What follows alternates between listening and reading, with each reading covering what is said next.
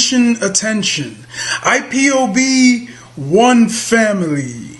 This announcement is for those outside of the USA that wish to donate to the Eastern Security Network Fund that is based in the United States. Because of the fees that donators have to pay the bank when sending wires, we recommend that if you're sending less than $250, that you donate through the IPOB USA website. It's fast, simple, and less expensive for you.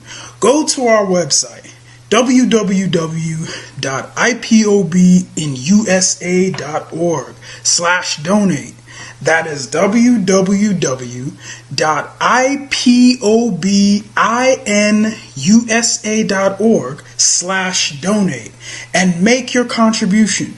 When it comes to keeping our people safe, every bit counts. After all, the security of our communities is our responsibility. Let's make this happen together.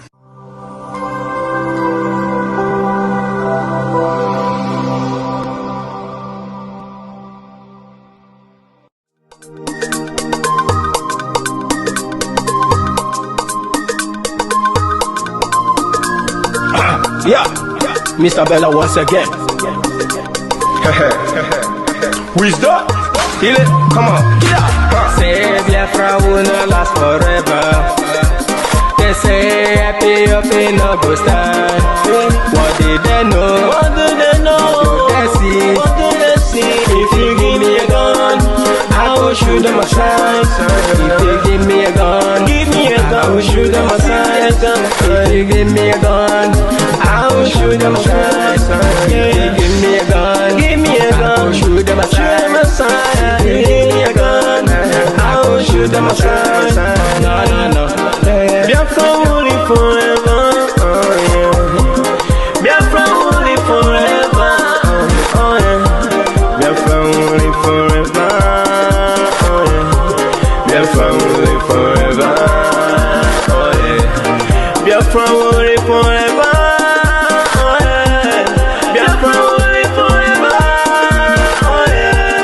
Biafra will live forever, yeah. Biafra will live forever, yeah. Ogerugo manige tetanura. The lovers of Biafra. This is the time we need to come together and fight for what is belong to us. Ogerugo maniga bandits who want to make us a giant of Africa. Adam Pochinti na Hesugo Mbogeru nisina nyama kweno. Hello Lisa Binigwe out of his wisdom, giving us somebody like Nnamdi Kanu for this our race mission. Biafra will not last forever.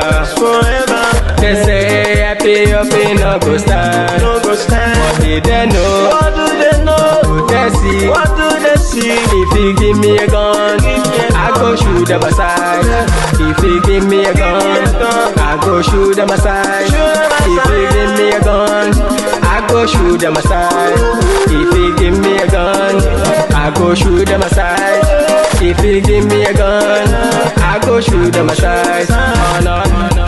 See Ojukwu, our hero, how the fighting never stop. Nnamdi Kanu, but no one will stop. They cannot stop. Biafra will live forever. Believe me now. But independence for Nigeria as a corporate entity is not enough. The peoples of Nigeria must at the same time be guaranteed their freedom.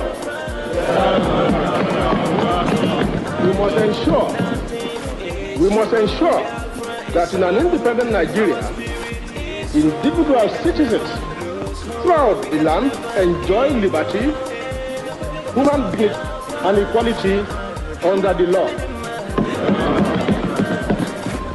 There must be one Nigeria with one constitution and one law for all. Let us therefore, Mr. Chairman, sir, close our ears to the Council of Despair, which says that we cannot here at this conference agree on a constitution.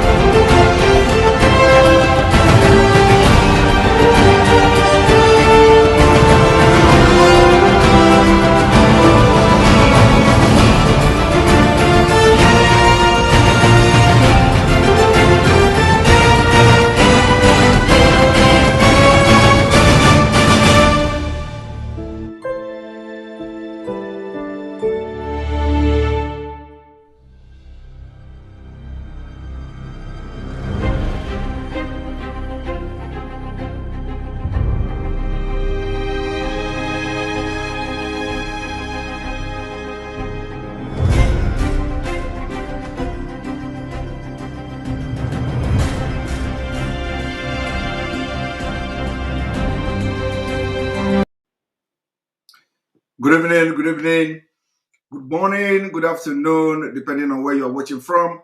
Welcome to this wonderful broadcast where we are going to continue from where we stopped 2 days ago, the explosive analysis on the naval officer's interview. I apologize for coming late, but it is better that we did not, come. It is better we come late than that we didn't come at all.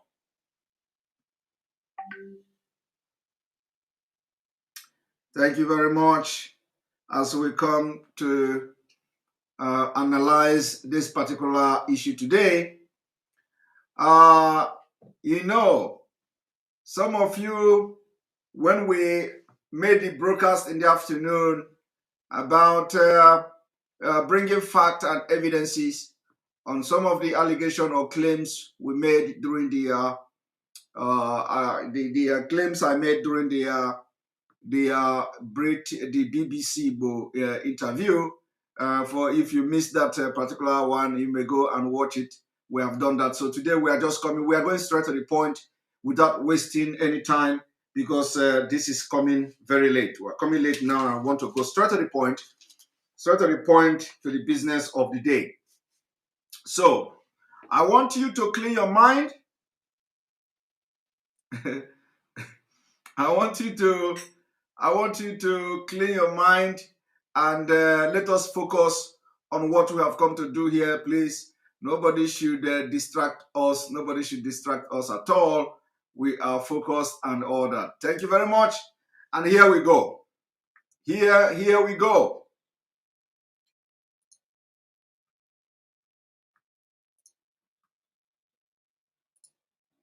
Try to cause. If you're suffering from cataracts, diabetic retinopathy,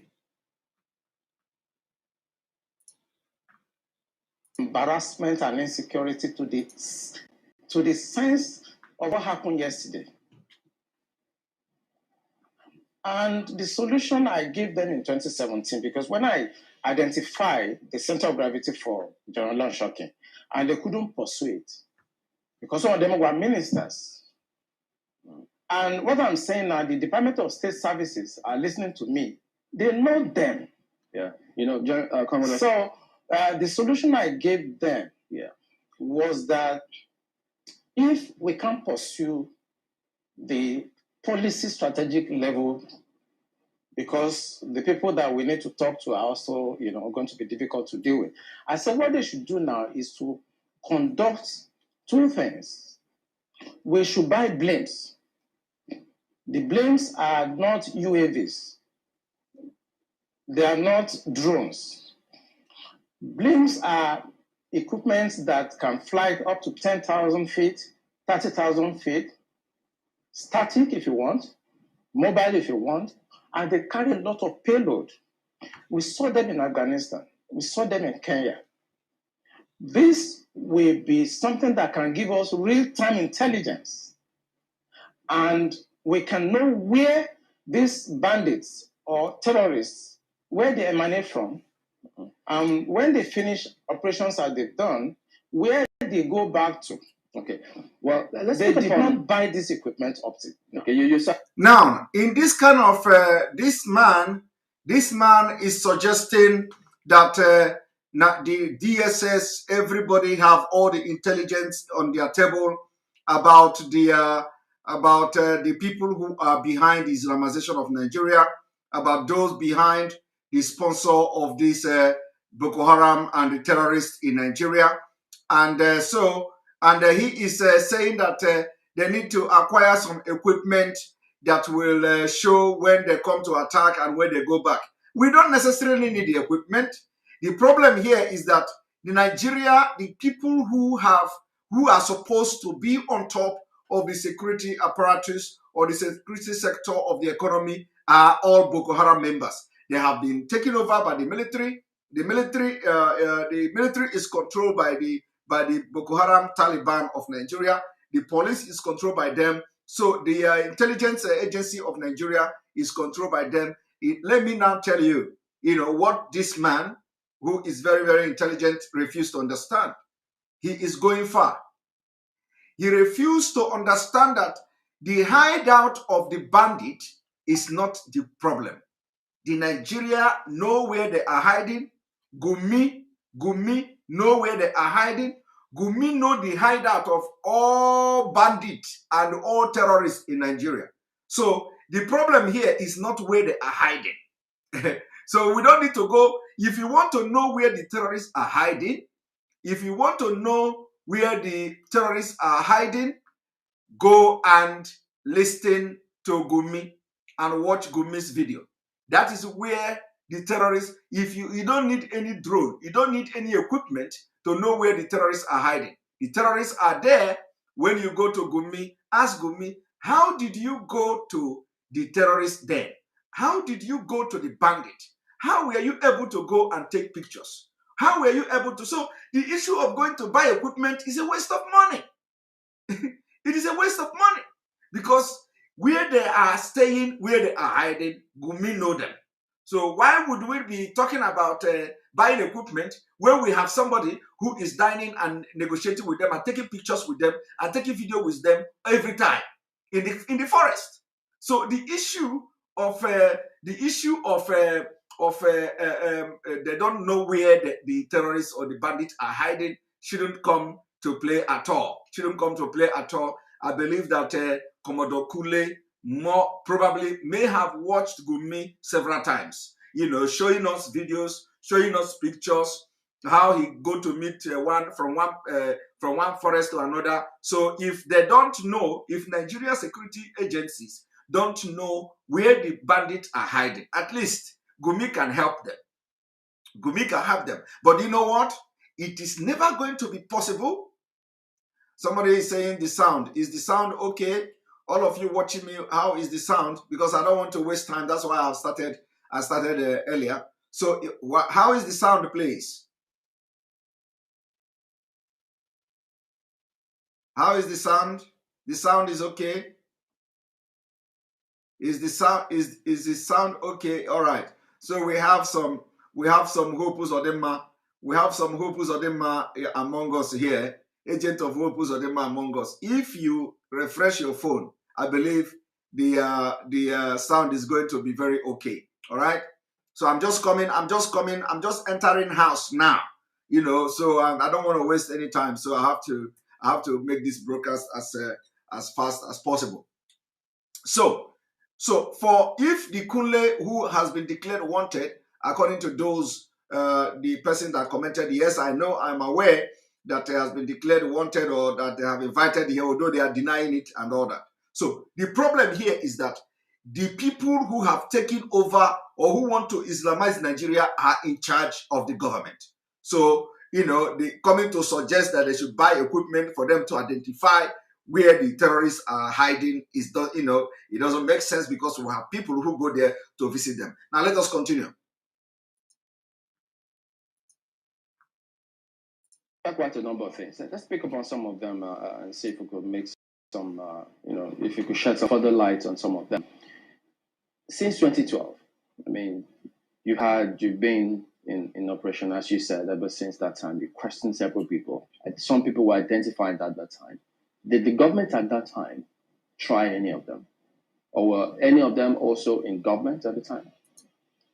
No, the government did not try any of them. And the defense headquarters where I worked then did not pursue that line of operation because it's beyond them. The defense headquarters... Did you see that? The government of Nigeria did not pursue the line of action because it is beyond them. Now, what was the line of action? The line of action was to apprehend, arrest, detain, prosecute those who are funding and sponsoring the Islamization of Nigeria. I want you to underline the word funding, sponsoring Islamization of Nigeria. So as I am going to analyze this thing this evening, I am not analyzing this as those funding Boko Haram. No. I am not analyzing this thing. I'm not here to analyze it that there are people responsible for funding Boko Haram or funding ISWAP or funding Al-Qaeda in Nigeria. No. I am here to give them a name today. that those who have been identified by Kunle and his team as sponsoring Boko Haram are, in other words, those funding Islamization of Nigeria. Okay? I want you to take note of this. From today, we are changing those funding Boko Haram as those funding the Islamization of Nigeria. And they are now controlling the government of Nigeria. So that you may be understanding the message. I want you to, for this message to sink into your head. You understand it? It is no longer funding Boko Haram, but rather funding the Islamization of Nigeria, because Boko Haram is synonymous to Islamization of Nigeria. So funding Boko Haram is at the same time funding Islamization of Nigeria. I want everybody to begin to think along this line. Let us continue. Actually, when you look at the defense structure of Nigeria, they lie within the policy strategic level, but basically they are operational guys. So when you have policy problem, then they cannot go beyond their masters. They can write intelligence reports and say, this is what is going on. And we've seen that the present government know what is going on. I'm sorry, is this a policy problem? I mean, the laws are clear. If someone is said to be involved in something as devious as this, the laws are clear. This person is meant to be arrested, questioned. I mean, it's quite clear. So is it a policy problem? We have the laws. So what is stopping the security agencies from actually enforcing the law, since that's what they are? Did anyone tell you that if you want...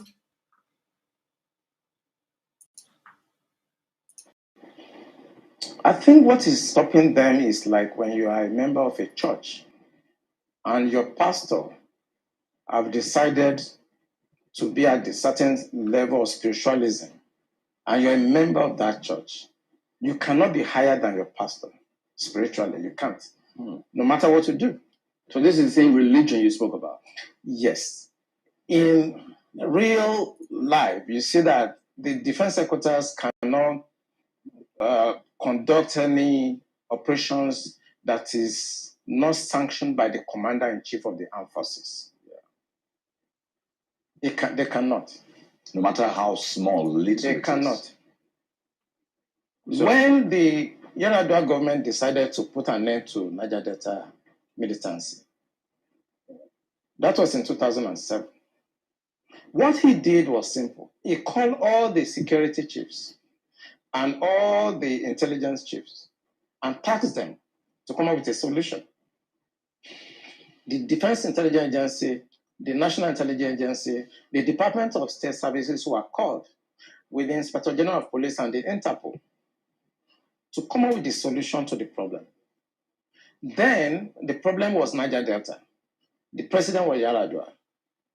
He was dispassionate. He wanted to solve the problem. Within 6 months, we solved the problem. I remember... You didn't solve the problem. The thing is that Niger Delta problem were never solved, and it can never be solved.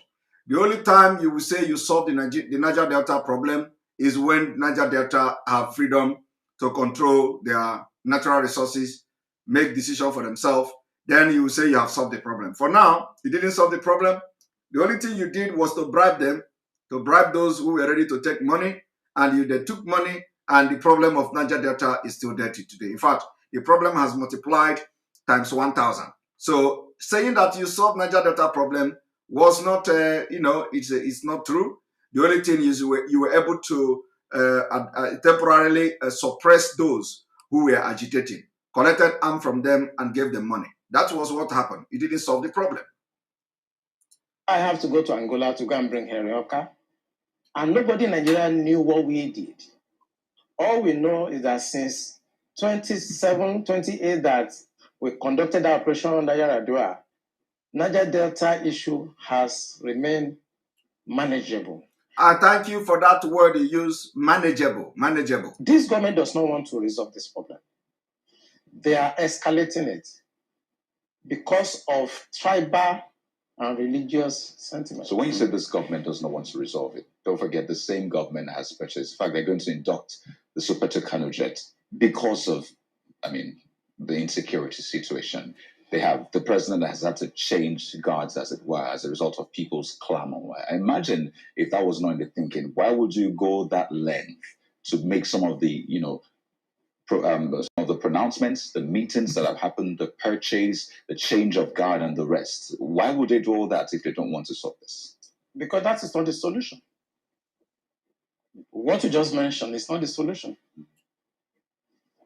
When you have a problem at policy level, strategic level, operational level, when you have a problem, what you need to do is to identify the center of gravity of that problem and attack it. That's what you do. What they are doing is not attacking the center of gravity of the problem of Boko Haram and insurgency. So if the president is buying Super Tucano, is changing service chiefs, that is not the solution. We are looking at the wrong side. It's not kinetic. It's politics. Are you ruling out kinetic altogether? I can't rule out kinetic because so it's a spectrum. It's a spectrum, so you can't rule out something. But the center of gravity is what they should look at. And what is it? I'm saying it on this channel. It is the sponsor of Boko Haram and bandits. And speaking about the sponsors, when you say the DSS, and they could be listening to you, but so they profile, part of their responsibility is to profile all of these persons before they either vie for elections or before, they are nominated for any of these positions. Doesn't that happen? Don't they get intel and say, look, this and this is what we found, and then we don't think that this should proceed further? Doesn't that happen? It does. When I worked with the DSS in 2007, because when Yar'Adua approved the operational order that we did, we now have to work together as a team. He actually forced all of us to sit down together and work together. I was surprised at the tremendous amount of information had by DSS. I was shocked. We in DI, I was in Defense Intelligence Agency, and when they were forced to bring out the files, I was shocked. They have so much information at DSS presently as I'm talking about what I'm talking about. They have. But you see, if a fish is going to get spoiled, it's going to start getting spoiled from the head. The DSS will not do anything except the commander-in-chief's body language shows that this is the direction I want to go. That is where the problem is. The DSS has tremendous information. By the time 2023 is here and somebody take over and wants to undo some of this evil that I've seen in this country, you'll be surprised names that the DSS will bring out. They have the information. There's nothing I'm going to say here that they don't have. The defense headquarters have the solution for the kinetic aspect. They do. I'm not going to come here to advise them. I work with them and they're still there. The chief of naval staff was in the intelligence with me. We were together in Defense Intelligence Agency. That's Vice Admiral Gambo. I know these people are good. They know what to do. It's not that they have problems. It has to do with politics, the sponsors, people that feel that this country should be Islamized. Assuming but not conceding that, that all of this is the case. So what is the end game? Because I imagine as a strategist, that's what you think about. So these things are happening. What is the end game? So why will this be allowed to fester? For what purpose? The end game for them, because normally when you want to look at this type of challenges, what you do is that you go through what we call the intelligence circle. Okay? When you do the processing and you do the analysis before dissemination point, you discover that the end game for them is to just turn this country into like a Taliban type of country. And it's a mindset. And anything goes. In other words, 10% casualties, 20% casualties is allowed in trying to achieve the end game of Islamizing this country. That's for the terrorists, the bandits. It's not for the terrorists and the bandits, for the sponsors. Because I told you, and I will repeat on this channel, the sponsors of Boko Haram and the bandits are the problems. And defense headquarters, the army headquarters, the naval headquarters, the air force cannot do anything about that. Buhari has to do something about that. The Interpol has the list of those people that are sponsoring Boko Haram. I work with Interpol. They should ask. If they don't know, they should ask. The government of Dubai, they have the list of those people. During the trial of those people that were caught, names were mentioned. They have the list. The government also told us that they've arrested 400 sponsors of Boko Haram. Why should the government not try those people and bring peace and harmony and safety to this nation? Why won't the government do that? Those people that are going to harass cadets and officers in NDA, they live around the place. I know NDA very well. I was in Georgia, I was in NDA as young officers, and I know the area very well. They live around the place. So why can't you put up a blimp that can see what they are doing in real time and eliminate them? Why won't you do that? In fact, there were more details saying that some persons slept up, but we'll come to that. So let us go back again here. Things are happening. What is the end game? So why will this be allowed to fester? For what purpose? The end game for them, because we did normally when you want to look at this type of challenges, what you do is that you go through what we call the intelligence circle. Okay, when you do the processing and you do the analysis before dissemination point, you discover that the end game for them is to just turn this country into like a Taliban type of country. Do you hear that? The end game is to turn the country like a Taliban kind of country. The end game is to turn the country like a Taliban kind of country. This is coming from one of the highest security personnel you can think of.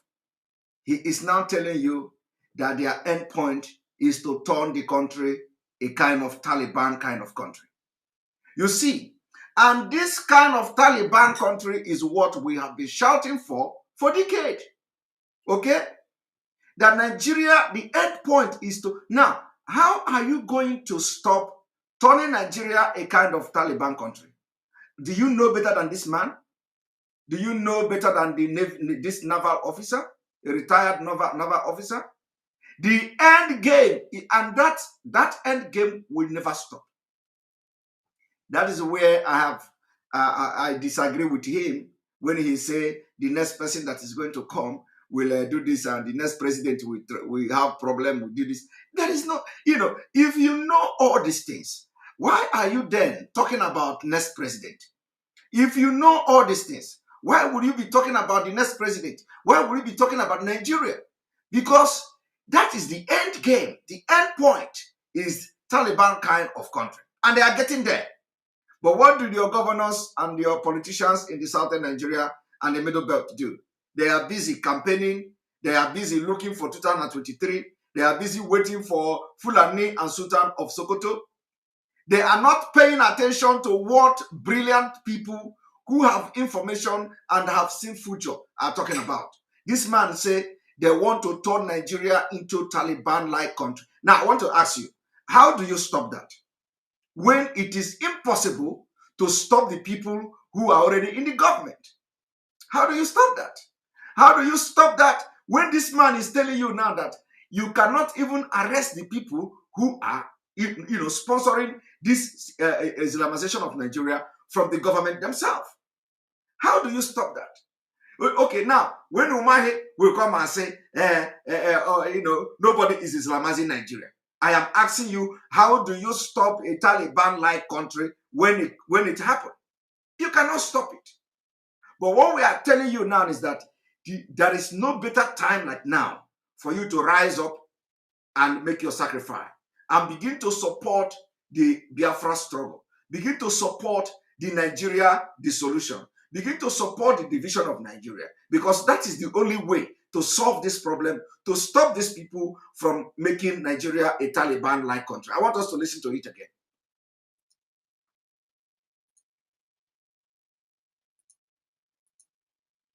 Will this be allowed to fester? For what purpose? The end game for them, because we did normally when you want to look at this type of challenges, what you do is that you go through what we call the intelligence circle.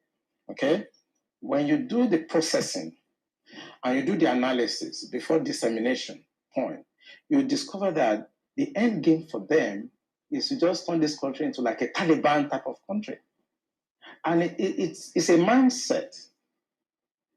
And anything goes. In other words, 10% casualties, 20% casualties allowed in trying to achieve the end game of Islamizing this country. That's for the terrorists, the bandits. It's not for the terrorists and the bandits, for the sponsors. Because I told you, and I will repeat on this channel, the sponsors of Boko Haram and the bandits are the problems. And defense headquarters, the army headquarters, the naval headquarters, the air force cannot do anything about that. Buhari has to do something about that. The Interpol has the list of those people that are sponsoring Boko Haram. I work with Interpol. They should ask, if they don't know, they should ask. The government of Dubai, they have the list of those people. Now, everything he is saying here is fact. Remember that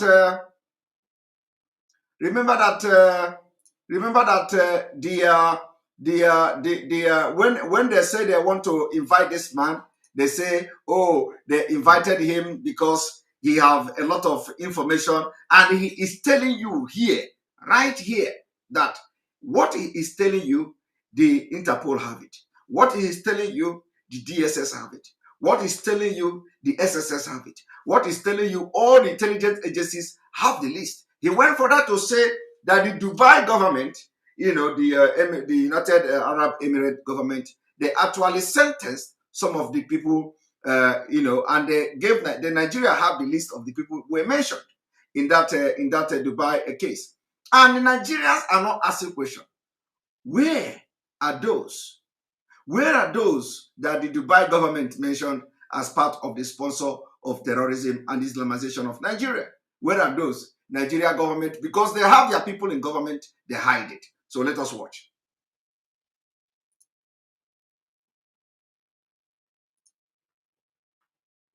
During the trial of those people that were caught, names were mentioned.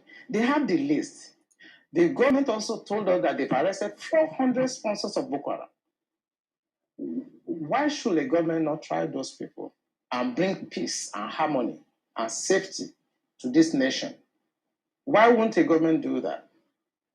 Those people that are going to harass cadets and officers in NDA, they live around the place. I know NDA very well. I was in Georgia, I was in NDA as young officers, and I know the area very well. They live around the place.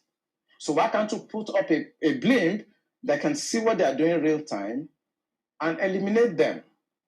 Why won't you do that? In fact, there were more details saying that some persons slept up, but we'll come to that hopefully. Makwe has got some questions for you. Makwe, go ahead, please. Thank you, Chamberlain. Much as we're looking at it looks like we're looking at the remote causes. The immediate causes, I think, is what is worrying a lot of people in terms of the significance of the attack. For some people, they're wondering, what do you think were the bandits trying to pass home a message when they chose the National Defense Academy as the area of the attack? I mean, as the area they decided to attack. Because normally people know that military installations, for instance, if you were to, I mean, you talked about how the military institutions are usually open to the public on Fridays. There'll be questions as to this attack did not happen on a Friday. It happened on a Tuesday. So the guards were supposed to have been up. So there were questions as to what happened, how was the perimeter breached, what about the guards that are usually mounted on, watchtowers? What were they doing? Were they asleep? There'll be areas where there are CCTV cameras. What happened in those areas as well? There are huge questions around that. And then the significance, what gave these bandits the audacity, the temerity to be able to say, this is going to be the area we want to attack today?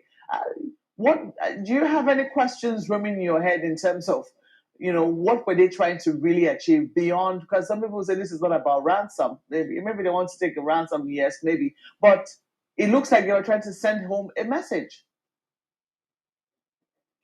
Yeah, thank you, Makwe. You just got it right. They just want to send a message. And this is what terrorists do. And what the Buhari government should do is to tag these people as terrorists. What they want to do is to send a message to create fear and to show the military that we can come for you and there's nothing you can do. You may not know, I don't know whether it's out in the news, that the major has been killed. Belongs to some groups, and I know about 3 hours ago, his body was found. He has been killed. So it's not about ransom. I just want to confirm to Makwe that she is right. It's not about ransom. They just want to pass a message. We can come in. We can do what we need to do.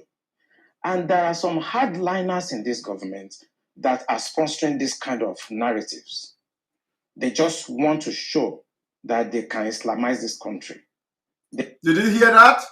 And what we are telling you now is that they have come to tell you that they are in charge. When this incident happened, I told you all it was just a message. In fact, before this man came to make this interview, for those of you who followed me, I have said it from the beginning that this man came to just give a message. The killers of this Nigerian military officers in NDA, they just came to give a message. It was a message well delivered. And I said, the message is well delivered. And that message is to show that they are in charge. So those of you who are from the southern Nigeria and you are in the military, my brother, your days are numbered. I said it. Your days are numbered because these people are bad. They just want to tell you that they are in charge. And somebody is saying BBC should take note. I have addressed the BBC.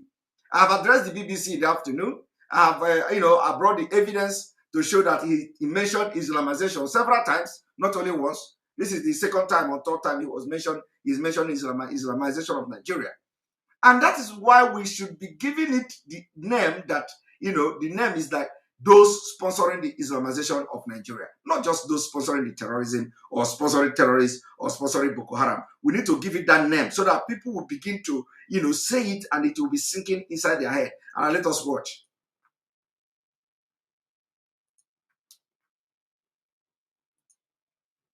So it's not about ransom. I just want to confirm to Makwe that she is right. It's not about ransom. They just want to pass a message. We can come in. We can do what we need to do. And there are some hardliners in this government that are sponsoring this kind of narratives. They just want to show that they can Islamize this country. They think about Taliban. They think about the Mujahideens. And they want to replicate it in this country. And they want to. You see, when you say they want to, is where the mistake is coming from. We need to be very truthful to ourselves. We need to begin to say this thing the way it is. Let us not be, pretending. It is not they want to. They are doing. What is want to? They are already doing it.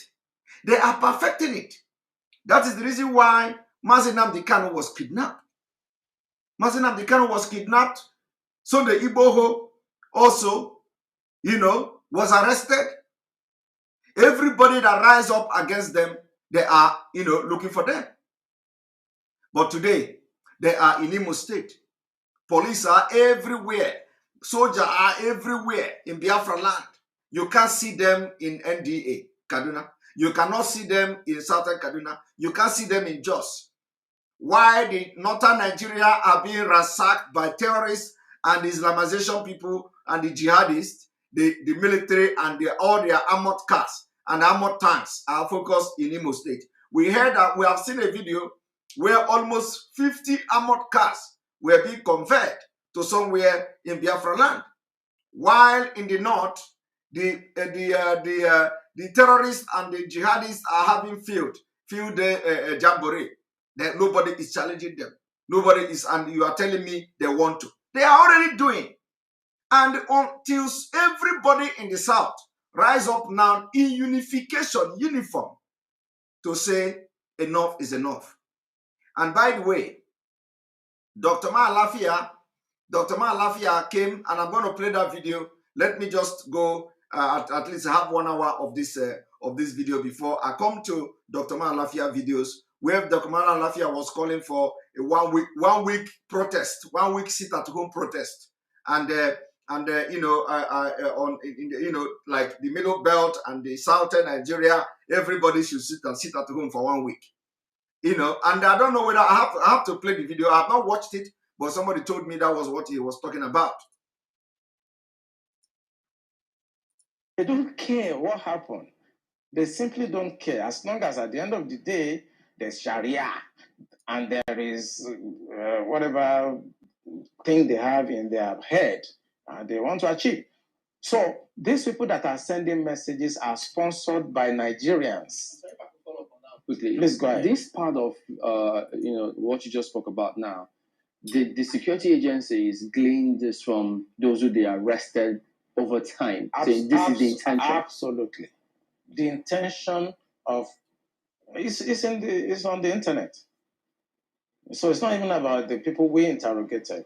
The intention is to Islamize Nigeria. Did you hear that? And the intention is to Islamize Nigeria. And this is what actually baffles me.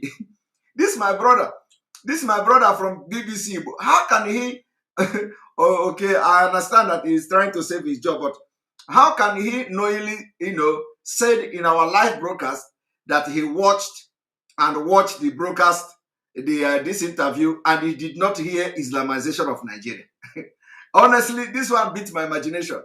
Because if you watch this video, if you did not hear anything, it is not, in fact, this Islamization of Nigeria, Islamization of Nigeria is something that if you miss anything, everything in this, you must not miss this one. So I am wondering how this, my brother in BBC Igbo, will openly say that he didn't hear that. You know, I'm kind of quite surprised, because this is something that you cannot tell me you didn't hear. Now let us continue. So he said it several times. You see, listen, let me tell you. Somebody say he is scared. He's not. He don't need to be scared to admit it. No. He didn't say it. Why would you be scared? Why would you be scared of something that somebody said? You know, you are not saying you. It is not you, but somebody said it. Somebody said it, and so you cannot say that you didn't. No, in fact, let me look for the. I think I need to play that video. One moment for people who did not watch in the afternoon to understand, because this is the media thing that we need to be putting. You know, the record we need to be putting the record straight. So one moment.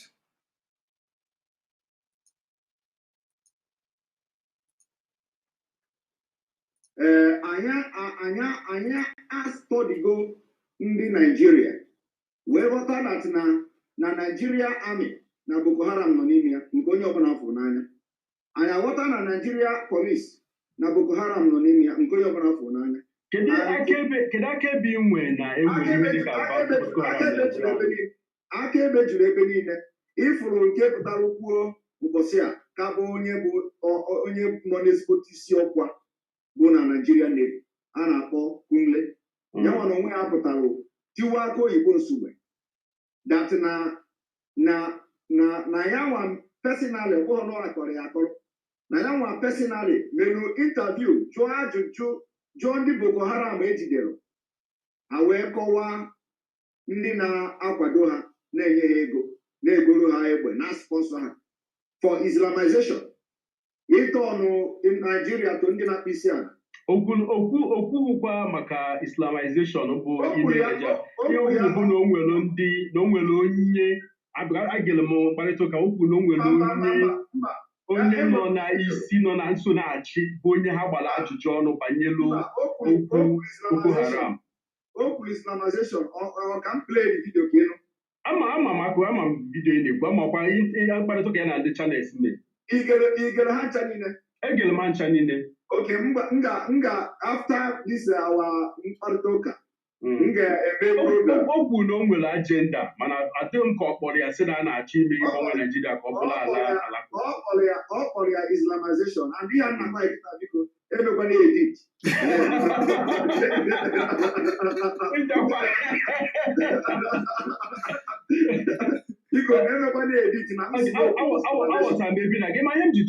all right, so you see, that is why it is always good that when we are doing something, when we are, talking publicly, especially in public or in a media like this, we have to be very, very sure of whatever we are saying.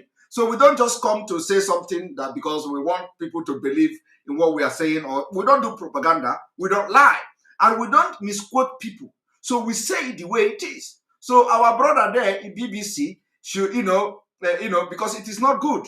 It is not good to misrepresent fact. It is not good to, to come to a media like this of this kind of, caliber to say that he did not say something like that. If you don't watch it, even if you say that he said it, nobody is going to hold you responsible because it didn't come from you. And if you are not sure, you say that that you are not sure, because I was the one saying it. So when I said he said Islamization, I was very, very sure of what I'm saying. Okay, I was very, very sure of what I'm saying, and that is why what you have just seen now. You see it now. It is not something that it is not a lie. I didn't tell lie. It is right here. You are going to hear it again. So please, my brothers should always take note of this, because this is a very, very costly mistake to come to BBC Igbo and tell the world, tell everybody watching that this man did not say such thing. It is not a good thing. It is not a good thing. I know that some of you are scared of your job. I understand that. And I know I'm not going to put something that will, put you in a tight corner. I understand that. But when somebody said something,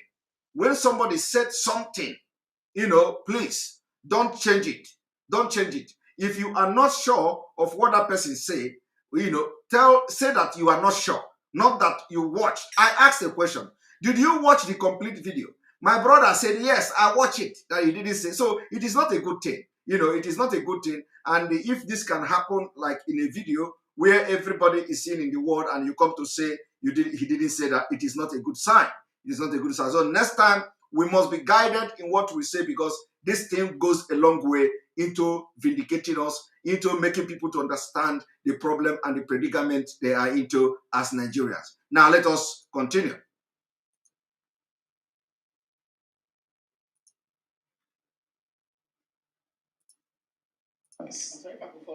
Quickly, this part of what you just spoke about now, the security agencies gleaned this from those who they arrested over time. Saying this is the intention. Absolutely, the intention of it's on the internet. So it's not even about the people we interrogated. The intention is to Islamize Nigeria. And now, if this man can say that the intention is to Islamize Nigeria, who are you? Who are you, Omahi? What do you know about Nigeria, Omahi? What do you know about Nigeria Southeast governors who do not have any access to security? You don't even have any access to Nigeria's security. You don't have any access.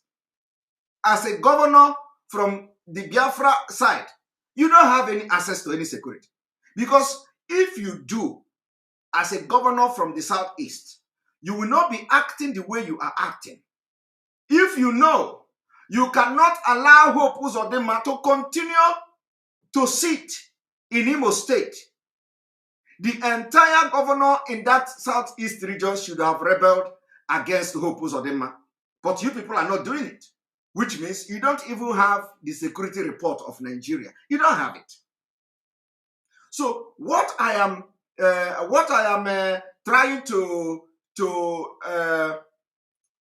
trying to say is that somebody say Chibueze 120. Simon Ekpa is a businessman.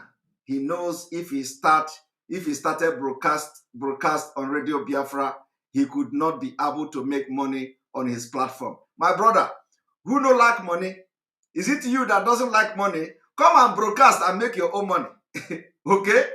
What is stopping you? Come and broadcast and make your own money. What is stopping you from making your own money? And let me say this. When I started broadcasting and making videos, my videos were everywhere in the internet, everywhere on YouTube. People are making money with my videos. I didn't complain. If you want to make money, bring your own time, bring your own computer, employ yourself, make money for Biafra. Nobody is going to, at least I will be the last person to attack you. Okay? So come and make your money. We need you to make your own money and talk about Biafra. It is very, very important. Okay? I didn't start it today. So please make your own money and talk about Biafra. Personally, I will support you. I will support you. I will never be against you. Make your own money and talk about Biafra. And let me tell you, the people that are making money from Simon Ekpa video, I am not even against them, not to talk of when you make your own video and make your own money. So I am not the kind of people you guys will push around about money this, money that. Make your own money and come and support Biafra. We are going to support you. Okay? But if you cannot do it, you keep quiet and remain silent forever. All right, let us continue.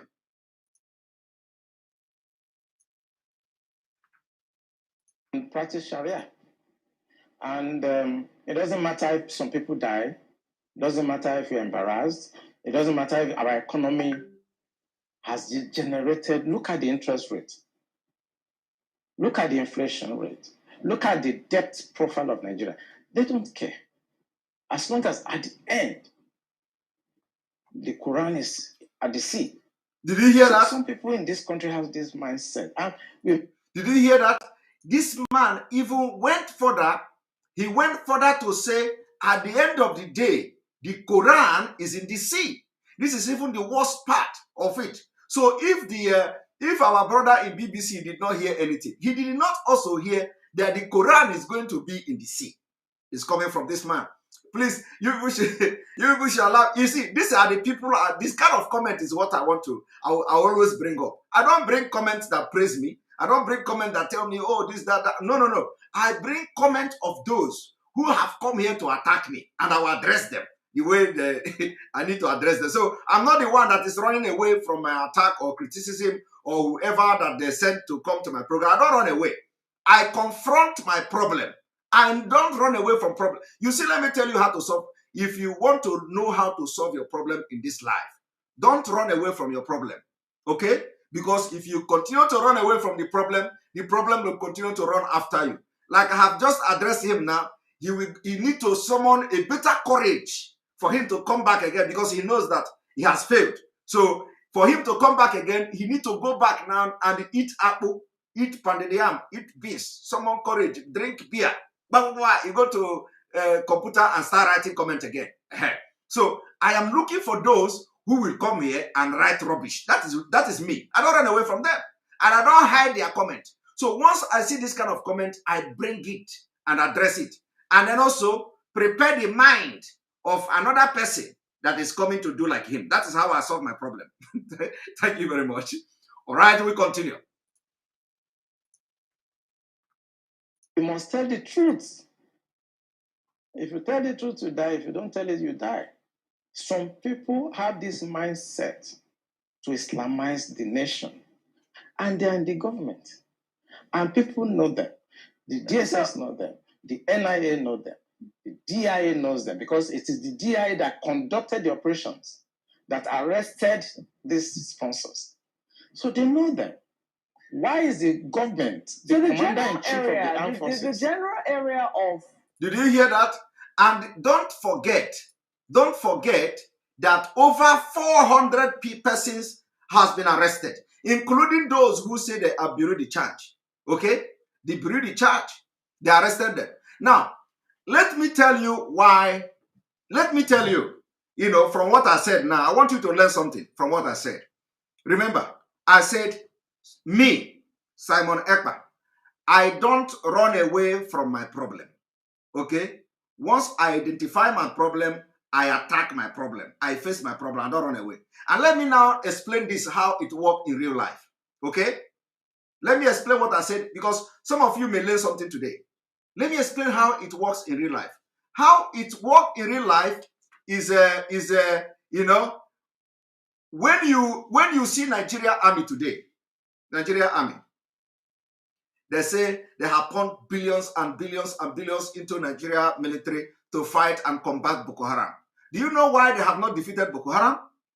And apart from the fact that the government, the people in government controls Boko Haram, which is the instrument of Islamization of Nigeria. Do you know why Nigeria can never defeat Boko Haram until Boko Haram take over if we did not divide Nigeria? Do you know why?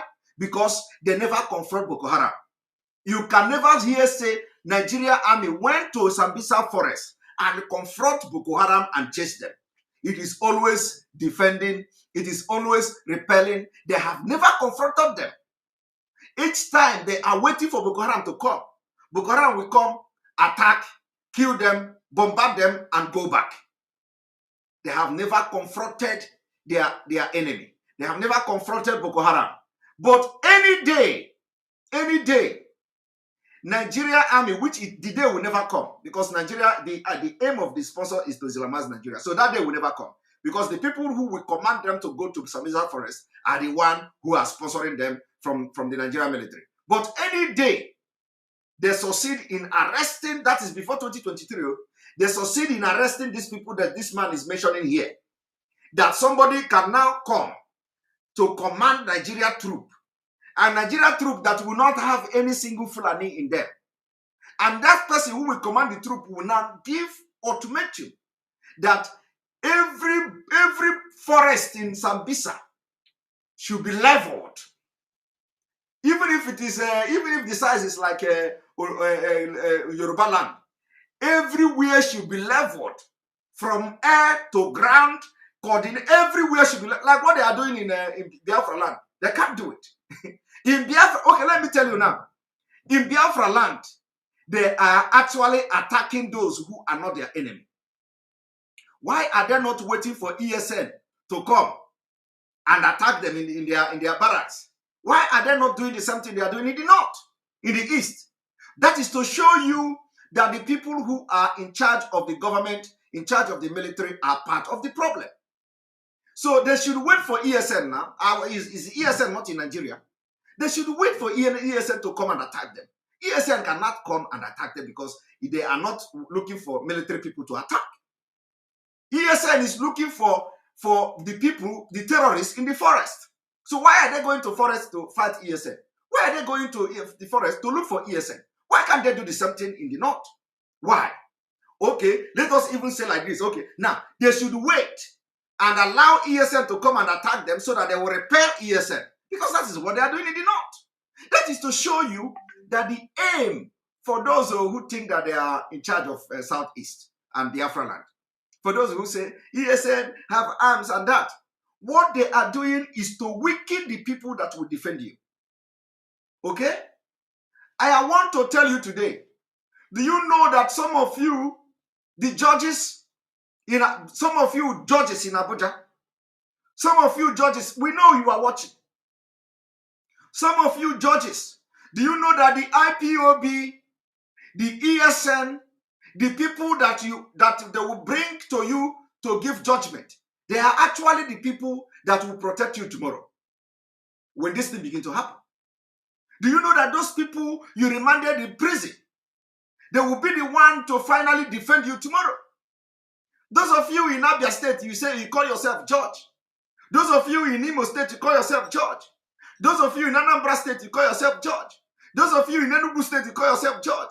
Those of you in Ebonyi State, you call yourself judge. In River State, in Bayelsa, any part of Nigeria you are. And you see Yoruba nation agitators in your court. DSS bring them. And you look at them, they say, they are the people who are agitating for. They are not criminals. They are the people who are ESN. They say this person is ESN. And we bring him to court. So you can give judgment, put him to prison. My brother, my sister, if you are a judge, you are just imprisoning somebody that will stand and take bullet for you. I want you to go and tell every of your family member that is a judge today, every of your family member that is a judge today, anywhere in Nigeria, and the person is not Uncle Muhammad, and the person is not Yusuf, and the person is not, because we know them. We know that their own is that, this is what they want. But if you are from the southern Nigeria, from the middle belt, and they present to you somebody who they say, a DSS, we bring this person to court, put him to jail because he is fighting for freedom, put him to jail because he is a Yoruba agitator, put him to jail because he is ESN, put him to jail because he is IPOB, and you look at this person, and you say you are going to sentence him. Oh my God. You have just sentenced somebody who will stand and take bullet for your mother, bullet for your sister, bullet for your brother, so that they will not be killed. Do you know the level of damage you are doing? Do you know you are just destroying your future?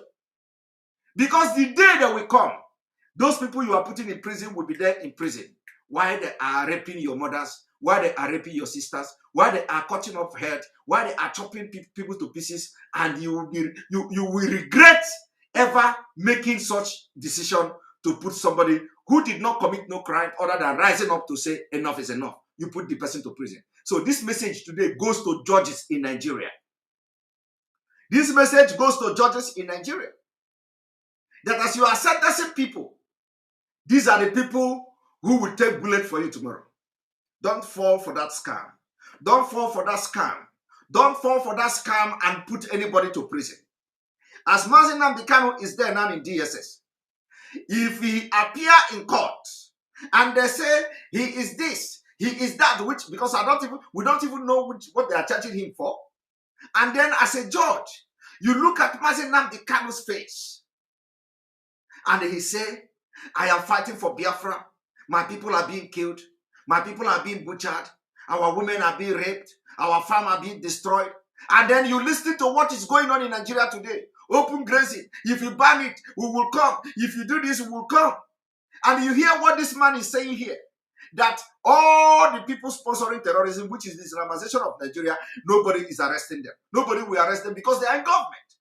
And then you say, you want to sentence Mazi Nnamdi Kanu. My brother, Mazi Nnamdi Kanu commands 70 million. 70 million. Inside the 70 million, we have army of Biafra. Mazi Nnamdi Kanu command them. And this 70 million, which you have army inside it, they are the people who will take bullet for you. Who will take bullet so that you will be alive to enjoy a new country. So if you think that Mazi Nnamdi Kanu is in DSS, or you want to show your professionalism, my brother, you are just dealing with somebody who will stand up tomorrow and command men to defend your land. Achoya Afria, you will be gone. Your land will run, Fulani will run over your land in 1 week. Any day we look for Mazi Nnamdi Kanu and we don't see it, your own is gone. It may not happen today, but it is coming. So if you are a judge, and you are the one who is going to sit when they will bring Mazi Nnamdi Kanu, think over it. I want this message to go to that person who is going to sit on Mazi Nnamdi Kanu's case. I want this message, cut this video. If you know that woman, if you know whoever the person is, cut this particular video, send to that woman. Tell the woman, whoever the person is, or a man, tell the person, except if they bring Fulani. If they bring Fulani, they will know, but even if they bring Fulani, send this message to the person. Tell the person that Mazi Nnamdi Kanu that they are going to bring to his or her court, and she is or he is going to be the judge. That Mazi Nnamdi Kanu command millions of Biafrans. He commands 70 million of Biafrans. Inside that 70 million, there are army, there are security personnel, there are defense, there are, all manner of people he commands. And any day you look for Mazi Nnamdi Kanu and you don't see him, there is nobody. There is nobody. There is nobody that will command those men to defend your land.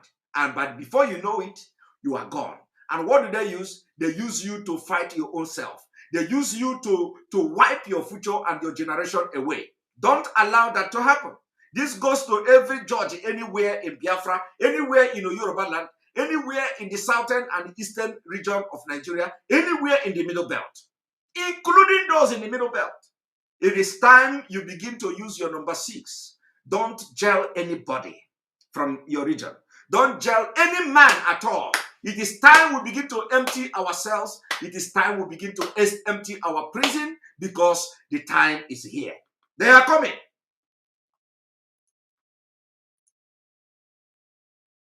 Of Afaka, where the NDA is cited, is no stranger to this sort of attacks. Before now, I mean, a few other institutions around the Defense Academy have also been attacked. Talking about the Institute of Agriculture and Forestry, Mechanized Division, something to that effect. I can't remember the exact name of the institution. Our secretary here said that Boko Haram cannot fight Boko Haram. Page of Daily Trust newspapers, and they have that is true. Why NDA security was compromised, and the first writer says bandits leave peacefully. Peacefully is in parenthesis near academy. There have been questions before now that sometimes, this happened in Jos around. Let us listen to what she said again. Forestry, Mechanized Division, something to that effect. I can't remember the exact name of the institution now, but we do know that they have been around this area. Now, I'm looking at the front page of Daily Trust newspapers, and they have this: why NDA security was compromised. And the first writer says bandits leave peacefully. Peacefully is in parenthesis near academy. Did you hear that? Bandits live peacefully near the academy. Bandits live peacefully near the academy. And just like this, our brother said, that Boko Haram cannot fight Boko Haram. It cannot happen. It cannot happen. Now, this man is here telling you, let us watch them. Let us put something on air to watch them, to know when they come in and where they go and where are they going. But a report is telling you that they live very close, peacefully, beside the academy. Until today, nobody have conducted any manhunt for the killers, because the people who are sponsoring them are happy. They are happy for what they have done. They are happy, but that the message has been delivered. And the message is that they are in charge. Taliban is in charge. The earlier you wake up, the better. Let us continue.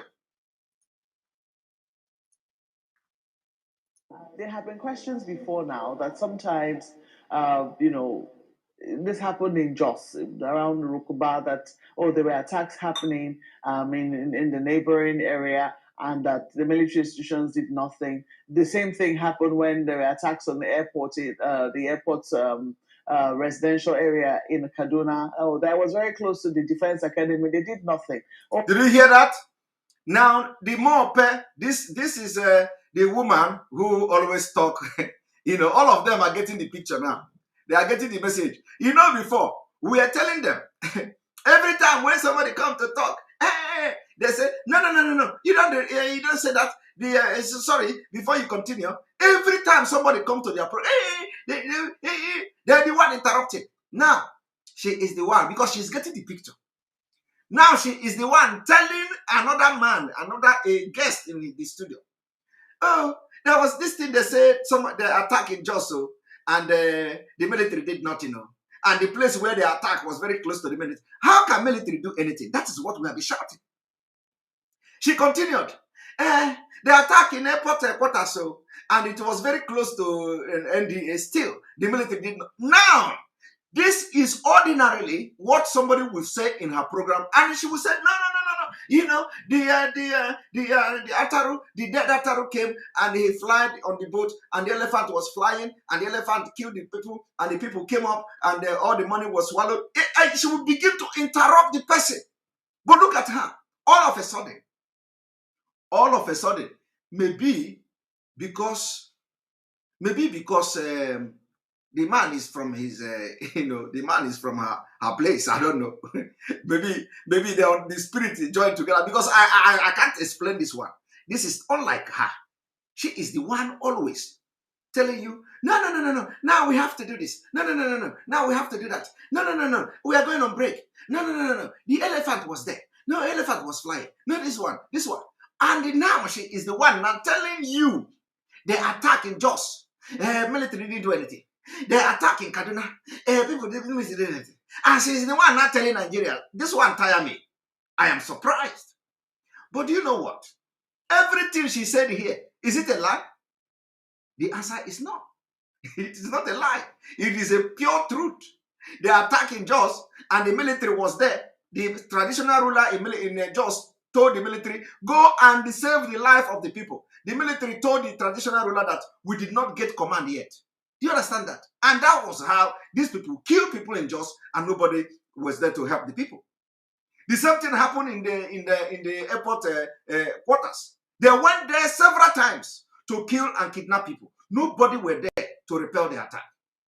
And she is saying it. For the very first time I'm hearing this. This is unlike her. But everybody, maybe, okay, now I can understand. Maybe the Afghanistan thing is helping this whole matter. Because, a lot of people are Afnanyekwe, Thomas Ekwekwe. It is in the Bible. When you seeing is believing. And they don't know that seeing is very dangerous. Seeing is and believing is very dangerous. So, seeing and believing are Boko Haram. Seeing and believing is not for Sambisao. Seeing and believing is not for jihadists. Too. Seeing and believing is not for bandits. Too. As you are seeing, Piam, they are negotiating your ransom. That is not seeing. If you allow yourself to see and believe in bandit, you are going to end up either dead or you will be a body case a body case a container. A body case a container. So don't ever jeopardize your life when you say sin is believing. It is not in this thing we are saying now. Believe what we are saying, and it shall be well with you. Let us continue.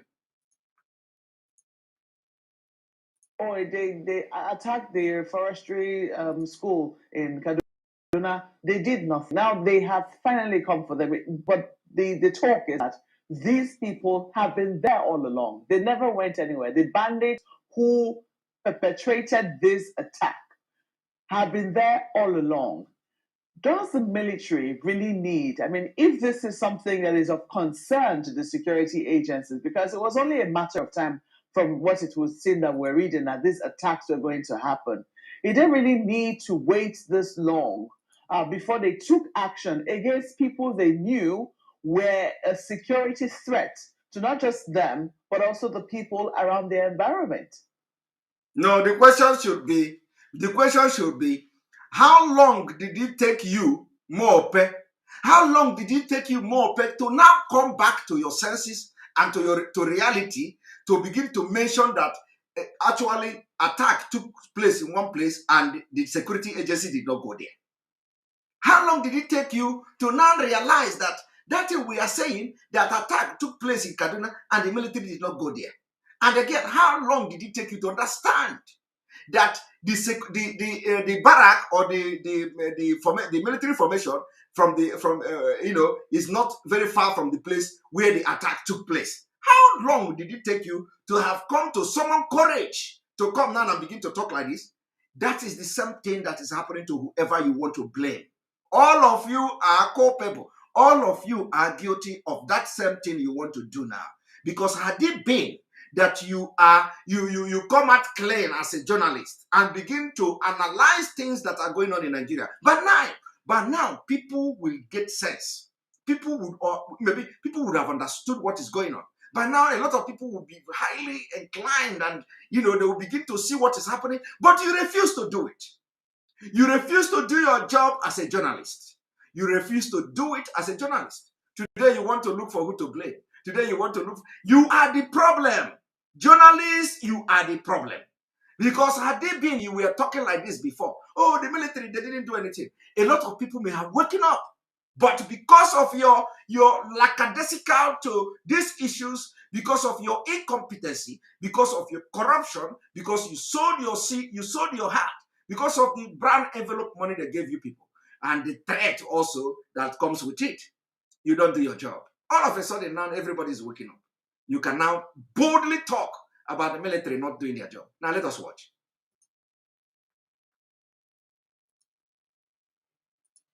Yeah, Mape, I may also shock you that some cadets have been abducted before now.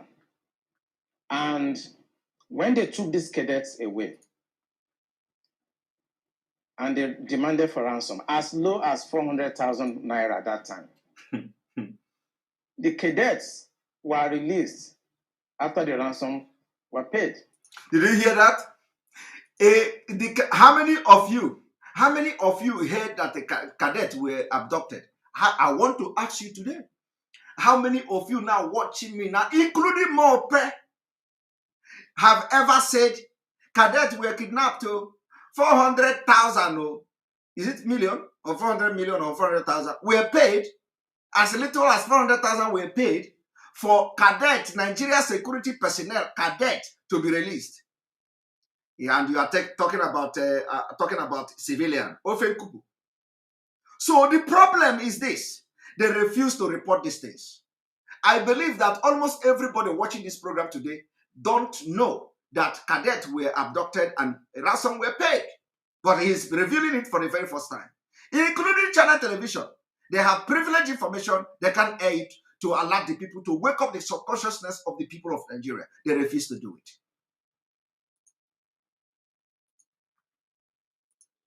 And the cadet told them that where they took them to, that they could hear the parade going on in NDA. Hey, are you people hearing that?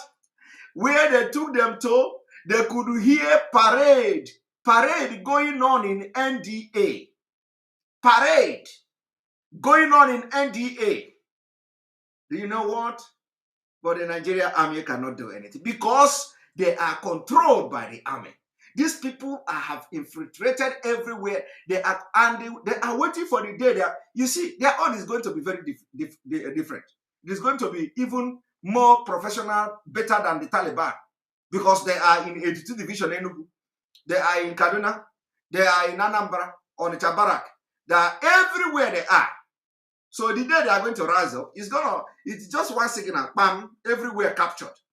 By that time, you'll be running up and down. Mazenam the Kano told us so. Oh, Mazenam the Kano told us so. We didn't believe, oh. We didn't believe, oh. He was telling us so. We didn't believe, oh. Oh, Simon Ekpa was making program every day, oh. Oh, these people. By that time, my brother, it is late. You know, there are some things we have to say in Igbo so that people will understand. You know, if you did not bow, they're going to shoot you from the back. And the time is coming. You go and learn, go and check what is going on in Afghanistan. And you know what? America, this is the reason why I say there is no better time to fight war. There is no better time to fight war for freedom, if not now.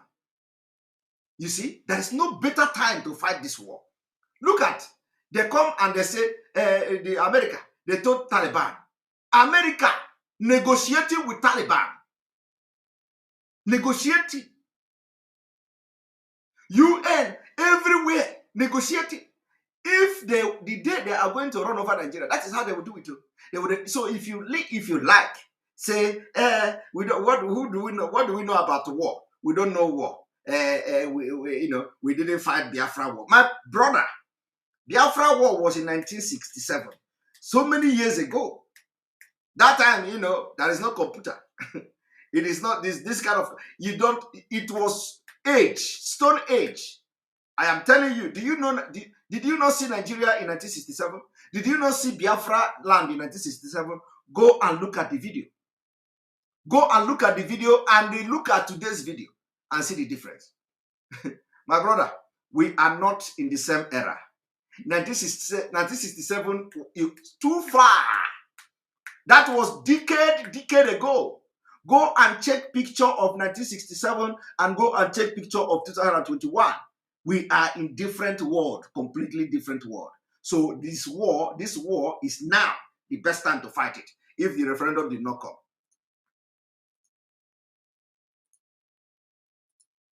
that they were not taken far away from NDA.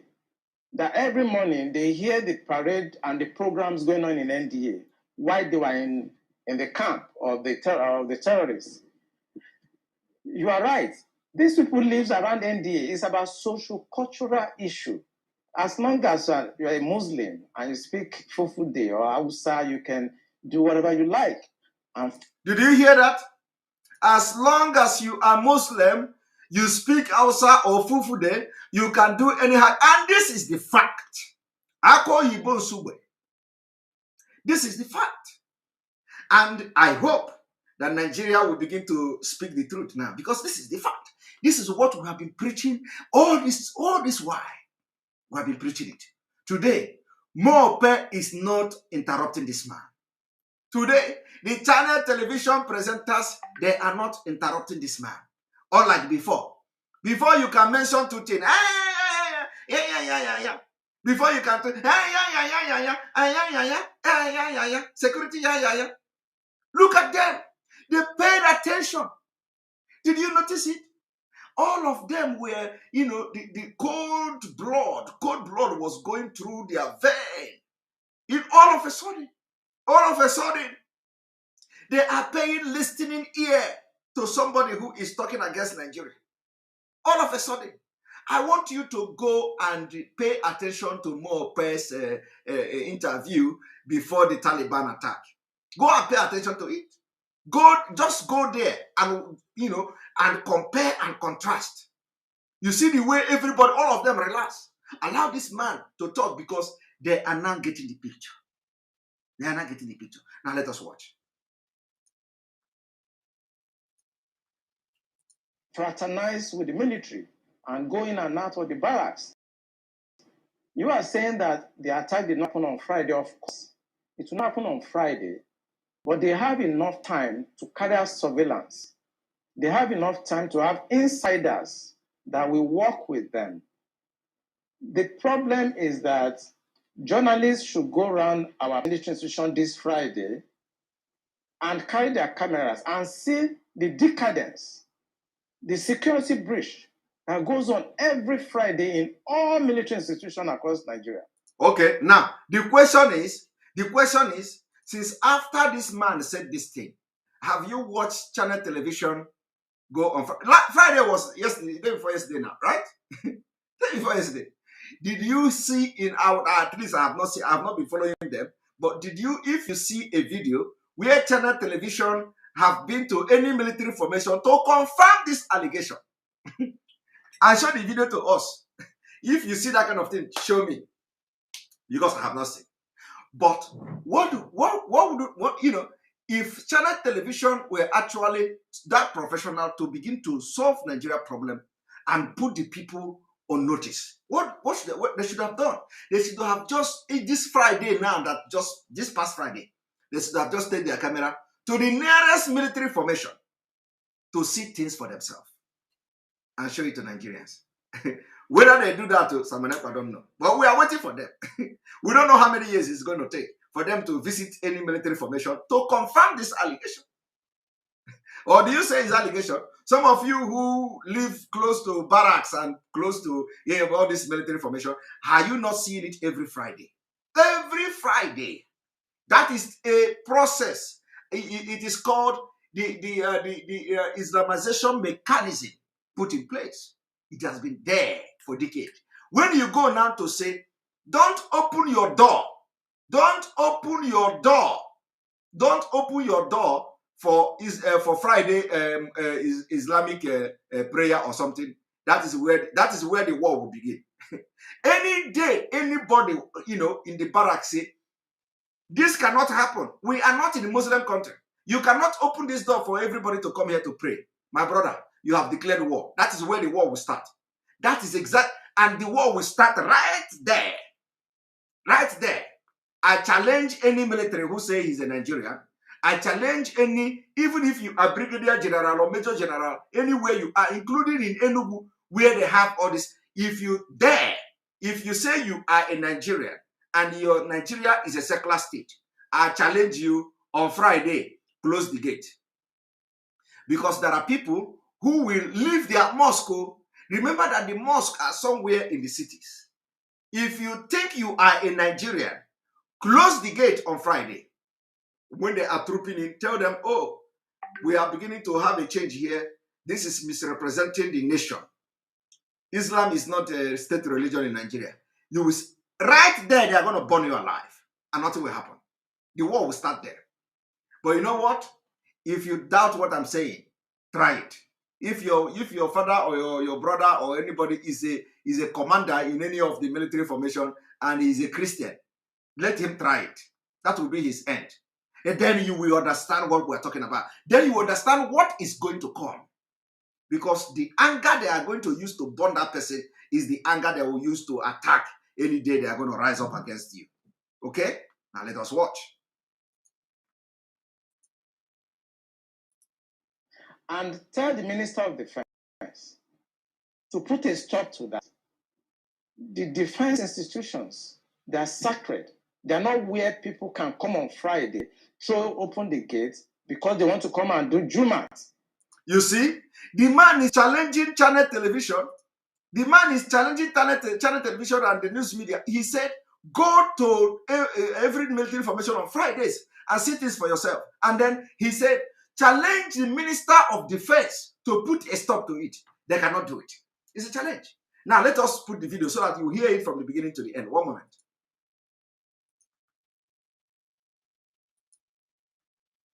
You are saying that the attack did not happen on Friday. Of course, it will not happen on Friday, but they have enough time to carry out surveillance. They have enough time to have insiders that will work with them.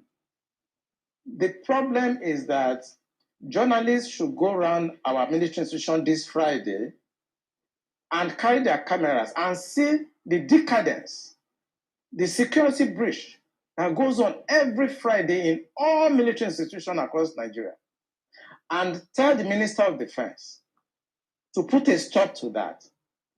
The defense institutions, they are sacred. They are not where people can come on Friday, open the gates because they want to come and do Jumat. The truth is that on Sundays, we don't have such, invasion of our premises by Christians to come and pray or to come and do whatever on Sundays. But for the 35 years I spent in the military intelligence, if you go to Tego Barracks in Papa, it's the same. Did you hear that? For the 35 years in Nigeria military, every Sunday, nobody is opening door or gate for Christians. And he used Apapa as example. He said, if you doubt me, go to Apapa. Now the question is, have China television and other news media go to Apapa to check it on Friday? Every Sunday, you don't open door for Christians. But every Friday, you open door for Muslims for the past 35 years. And let me tell you, that is where they establish contact to carry out the killings, to recruit army into Boko Haram, to give them, to say they are representatives. That is where all these people rapport together. They live outside mosque. They will come to Nigeria and the military formation because they know the importance of establishing contact with those in military. But a Christian, oh no. If your brother is a major, first of all, you will be afraid, Those of you in Nigeria, my brother is a major in the army. Once you hear, if you come to the place, you hear this family, they have major in the army. That is no-go area. No-go area. Automatically, the security of the village is already guaranteed. Once you hear that from this family, we have major there. For the fact that the family have major, if the person can go to the market, open square, and slap anybody, and they will tell you, you don't know them. They have major. That is Christian for you. Christian. They use their position to terrorize you. I am telling you, that is the Christian soldier. They use position to terrorize you. You know, but look at them. Look at what they do. This is a long-time plan. Even the Megiddo, the one that do shoemaker, every Friday, they carry that box. They enter Nigeria military formation. They will go there after praying. They are going to shine shoe. They are looking for who is wearing the highest rank there. They look for who is wearing the highest rank. They shine the shoe. As they are shining the shoe, they are establishing contact. They are, connecting. They are discussing. And any day, that military man want to carry before you know it, the military one will build his own gun, cabals of people who can go and die for him. Where before you know it, they establish that understanding, and they will shine the shoe. Tomorrow you will see, we make contact with this one. I want you to do this. I want you to do that. From there, terrorism starts. But the Christian, who are you? What I'm telling you is a fact. Listen, I have been to Nigeria Defense Academy in Kaduna. I have been there. In fact, I have trained in Nigeria Defense Academy in Kaduna. Me, I have trained there. So I know what I'm talking. Okay? I trained there. I know what I'm saying. But do you know what? These Christians now, they are the one that will be paying the price of their, of becoming incommunicado, of making themselves God. Making themselves God. When you see somebody who is a Christian, you come to NDA, you will see them, they are the one who iron their cloth. They will iron their cloth, you'll be seeing mirror. The cloth will be like mirror, starch. When you see them, they stand in bar like this. Shoe, they have this kind of shoe that is like mirror. You look it, you see your face. They will be walking, when you see them and greet them, what are you doing here? Who are you? But when this Muslim, when the Megiddo, all these people that shine should come, you see the way they are dressing them. Because they have something, they are thinking, they have agenda. Agenda they have is that you see this shoemaker, they are our army. This shoemaker is our army. That is the people we are going to use to take over Nigeria in 20 years' time. That is the mentality of the average person, Muslim in the army. Everybody is a military man. Everybody is a soldier. But the Christian people, like these ones they killed now, who know how they behave there? Maybe they are the one maybe they have gone to the street to molest a woman selling something. Hey, you insult my girlfriend, you insult my this. That is what they do most.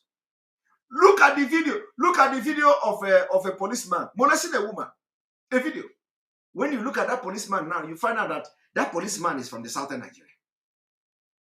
That policeman is from the southern Nigeria. Now I want you to go to any place in the north. Go to any place. You can never see any policeman molest a woman. I'm going to Nigeria police.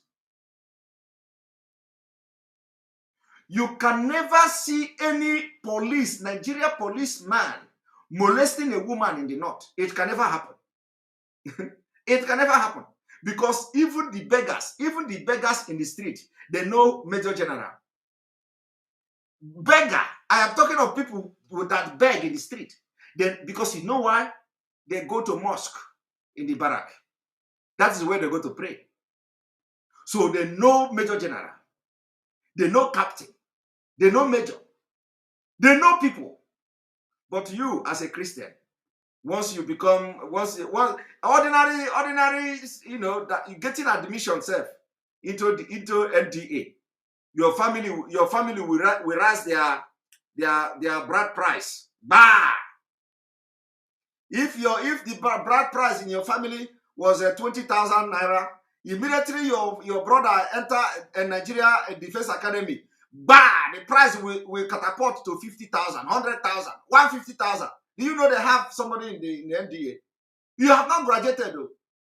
You have not graduated though. Already the price tag for your sisters, your bride price they have catapulted. Your family have become Indian SS. Just ordinary that you get admission. No, this is something that is very heartbroken. This is breaking heart because it is where what we have found ourselves today is this because of this problem. As a Christian, when the Muslims will be busy building how to take over Nigeria, you are busy, you enter NDA. Everybody in your family, when you are going home, you dress yourself, you do this. Some family will even, hang something in the gate that to know you must have something in that shows that somebody here is in the army. You are going to. It is not. You will put something in the gate. Your father will put something in the gate so that anybody that passes that place will see. Listen, let me tell you. Do you know the problem of Nigeria, the southern Nigeria Christians? Your problems are many.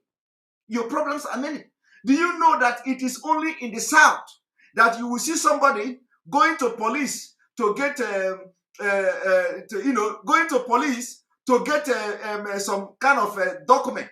You have some document or some sign. You put it on top of your car, in front of your car. Police. Nobody know who you are. Nobody know whether your brother is the commissioner of police. Nobody know whether you just put that in the car. You put it there. Every police that comes and see it, yeah, okay, pass. Every police that if you put it, nobody will disturb you. But let me tell you, you can never go to northern Nigeria and see anything like that. Ask yourself why. If you are watching from northern Nigeria, show me from Kano State where you will have that thing they put in Lagos. I want you show me, but go to Lagos. You must know somebody, and the person giving that thing to you is a Muslim. The person giving that thing to you is a Fulani. The police officer or military man who will sign it is a Fulani, but he doesn't sign it in the north. Nobody is requesting for it from the north. Because of what? They have one common agenda.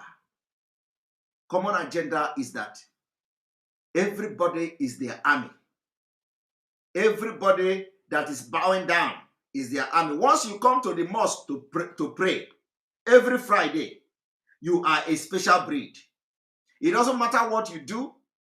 It doesn't matter your job, whether you are a beggar or not. Once you enter mosque every Friday to pray with a military man, that military man automatically you are his brother. That is how they do. But the Christian pride,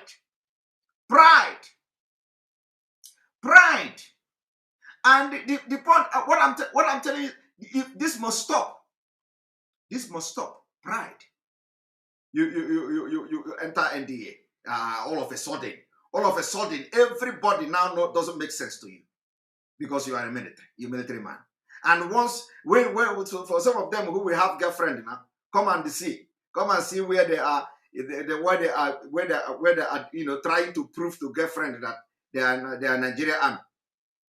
You didn't see the one that happened during the NSAS or before the NSAS protest, where they just come down from the car, they block the road. Ordinary cadet, not even ordinary cadet. They came down, they blocked the road, the entire road, express. They blocked the road. They say they are the military. You can't do anything. And they are just having fun. No? And people will be doing like this and doing like this. But they can't do it in the north. They did it in Lagos. They cannot do it in the north. So what is the problem here? The problem here is that you didn't understand the bond that these people were building for many years. Decade, they built that bond. That bond is what you are seeing now. That is why they were able to come to NDA, and they are going to come again to NDA, and nothing will happen. That is why they kidnap people, cadet. The cadet came out after paying ransom and was explaining that where they keep us, we were hearing parade of the NDA. Abba Kayere didn't hear this news. People like Abba Kayere cannot hear it. No. Their own tracking device does not track in the north. It doesn't work in the north. Doesn't have network. Kaduna, there is no network. The only way you have network is in Biafra land. In Imo State especially, that is where network is full. The bar of network is very full and they are tracking everybody, but they cannot track in the north. That is the same thing. When I told the BBC guy that Abba Kaere is a terrorist, this is exactly what I'm explaining. So how do you know that Abba Kaere is not one of them, as they are willing to fight jihad war in Biafra land, which is the reason why he went and started burning houses? And I asked the BBC brother, which law gave Abba Kaere the right to burn the house? And he was trying to defend. He said, because they say some people, the house is where they stay. Even if the house is where the criminals stay. Who gave you the right to burn the house? You arrest criminal in a house does not give you the right. It does not mean that you are going to burn the house. You see a criminal, arrest the criminal and leave the house. Why do you burn the house?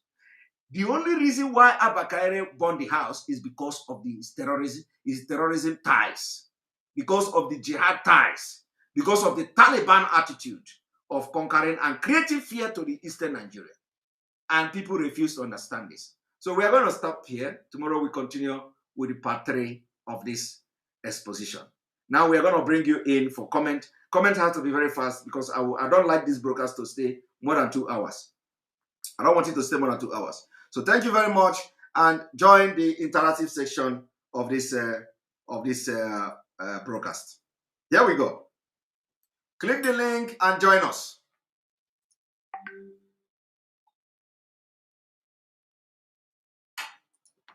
Click the link and join us. Here we go. Tell us what you have just what you have learned and a way forward. Of course, we all know that at least you have heard Islamization, which is a very strong one. You've heard Islamization several times. You've heard that they are going to put a deep Bible in the Quran in the water and all that. So let us focus on what we've just heard now. Thank you very much. Welcome, Johnny. Welcome to the program. Good morning. Yeah, Mazi Simon. I know it's already late there. Good evening late. over here. Yeah, good evening over here. Yes. Yeah, thank you for your exposition. Thank you for all you do. Well, I don't have much to say. All I want to say is just keep doing the good work. The Almighty God is your strength. So all we know is that we must be free from this contraction called Nigeria. Biafra must come. And also, I'm also praying for Nnamdi Kanu. He must surely be alive to witness this Biafra. And I pray for all the Biafrans all over the world. That God should help us both in our endeavor, both in our business. Both our coming in and going out. God will help us to enrich us, to bless us, so that we can pursue this course until this Biafra will come to existence. That's all I want. That's all I want to say. Have a good night. I pray maybe one of these days I will come and visit you in Finland. Yeah. You're welcome. You're welcome. All right. Chigozie, welcome to the program. Thank you, Mazi Simon. Thank you today. Today you take me. Good evening from here. Welcome. Thank you so much. I'm so happy for the exposition you just did. I watched your BBC interview yesterday. You tried. We understand the difficulty with speaking Igbo fluently, but that's what everybody is suffering. But we appreciate the interview. I just want to make a little submission, and that is number one. I want to thank you for what you're doing, and I want to encourage you sincerely. Please don't be distracted. The Lord has given you a voice among Biafrans, and to a large extent to the general public, both internationally and even in the zoo. So please keep it up. Don't be distracted. The only person that can distract you is yourself. Some of these things should be your motivation. Our leader became more popular than he used to be when the zoo thought they were trying to silence him. The moment they arrested him in 2015, you know how the whole thing went viral. Today, he is like the greatest black man living, or the most popular black man living, to my own submission or to my own belief. Yes. So please don't be distracted. We are seeing and hearing everything that is going on. We have our own reasoning and our own understanding. I want you to learn from our leader. At times, silence can be golden. Look at the way people at times accuse him. Look at what happened recently. You know, the people that left, people very high ranking people, a lot of things which you commented, some of them left the struggle, start posting so many things. It was Nande Kano this on their pages and all that. I was so much amazed over his silence. And you look at how people fought for him. He never commented, he has never mentioned their name for one day. But people took over that. So please, in this whole brouhaha, just concentrate on what you are doing. That's all I would advise you. Thank you very much. Let people fight for you, and let God, who knows our heart, continue to guide you. That is my advice. I appreciate And I also want to encourage you with the scriptures. You see, there is something that happened in the Bible about the man called Saul that later became Apostle Paul. Sometime he was zealous of protecting the laws of the Jews, the Mosaic law. He was going about arresting Christians, killing them. He was thinking he was doing the right thing, persecuting them. Because at that moment, he believed the people were somehow disobeying, the Christians were against the law of Moses and all that.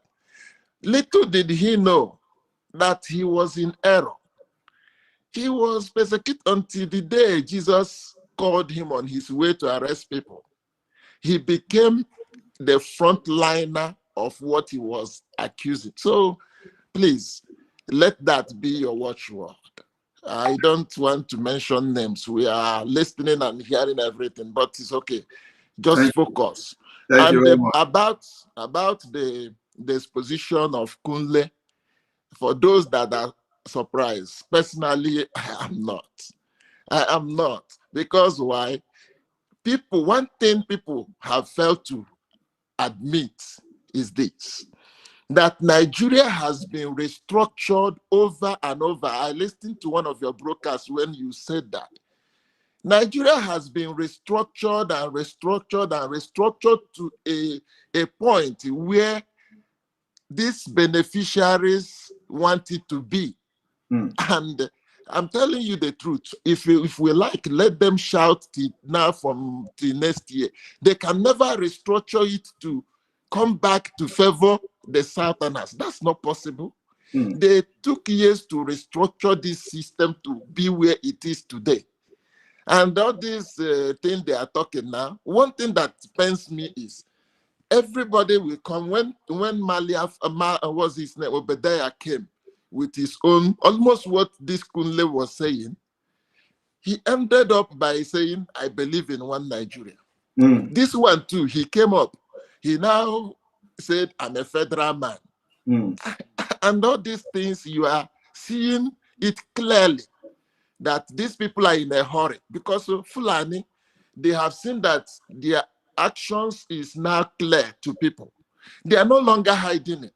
Look at what Garuba Shehu said about autumn, for example.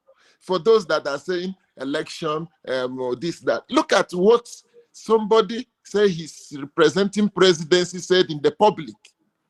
He said that Benue people, what they are waiting is let the election come. Benue people can vote somebody that will now make their neighbors and inclusive. And What that thing is telling us is he has already given what that election will be like. Yes, and Because those who will accept Fulanis. that is the simple truth. Whether we like it or he has already tell you what will happen in that state. Because two things. It's either if Benue people were too strong to defend their vote or whatever they can do to vote whoever they wanted, they will apply the Imo State methodology to make sure that whoever they wanted to be there must be there. And there's nothing anybody can do about it. Nothing. Yeah. Did we do anything in Imo State? So to allow others say something, please, my major reason of calling you today is to please plead with you. Don't be distracted. Just use this voice God has given to you among Biafrans and walk to the best of your ability. Thank you. One thing is this: Ndi was no onye na-atụ ofu aka, aka nke ọzọ na-atụ ya. N'ọkwa na onye na-enyo isi ya na-apụta. Exactly. So we are not so stupid. Just continue, and God bless you. Thank you. Amen. Thank you very much. Thank you very much for your advice. It was a very wonderful one. I appreciate you. All right. This is our brother Emeka Okonkwo. Simon, please comment on the people that was killed. I don't know. I think you were talking about 230. I saw your comment before, which says 230. Let me make that clarification. We have confirmed there is no Igbo person were killed in Jos. In this, that there is no 230 people. So that news is fake. It's not. Probably there were some burning of a poster. We are not sure of that. But that 230 Igbos, we cannot confirm it. So I can say that for now, it is fake news. That news is fake. Don't take that as authentic news. It is not authentic news, and that's why I made a tweet that if we confirm that the 230 Igbos that were reported to have been killed, if we confirm the news is true, then no Fulani in the south, their life will not be guaranteed again. So, but that news until today is fake, at least until our finding or our intel or report says otherwise. So for now, it is fake news. It is not. No 230 Igbos were killed in Jos. So thank you. Emeka, welcome to the program. Good evening, Master Simon. Good evening from here. Thank you for the great work you are doing for the people of Biafra. I really enjoy what you have done this night, for how you take your time and explain everything, even to the understanding of a simple person. So my question or suggestion that I want to make is this: seeing all these things, when are we, Biafran, when are we going to have a red line? What I mean by a red line is that a red line where a pregnant woman, if a nursing mother can cross and able to feel safe, where a red line that enemy will be able to identify that, yes, this is a red line where I cannot cross, because at the moment everything is open. They are coming in anytime they want, pick whoever they want to pick, and there are so many people who are there but they are doing everything to frustrate the effort that people are making. So all these things need to be put in check in order for us to have control of some certain area. If you understand what I mean. So all these things is what, because in this fight we don't have to leave everything everywhere open. One of the states in the southeast can be used as a red line. Well, these are security issues that we don't discuss public, but I will tell you that we're on top of this game. IPOB, the ESN, our security, we're on top of this game. But it is not something we talk in the public.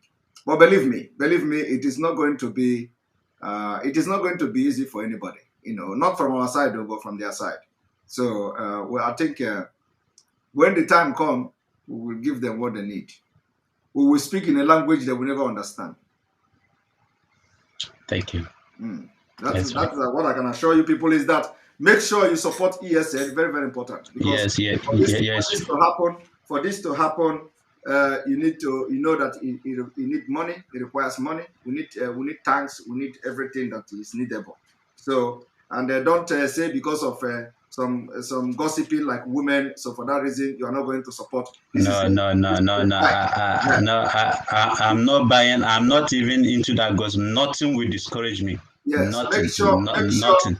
One thing you should know is that the people gossiping are not the one that is in the field. The people that in the field are different. Okay? Yeah.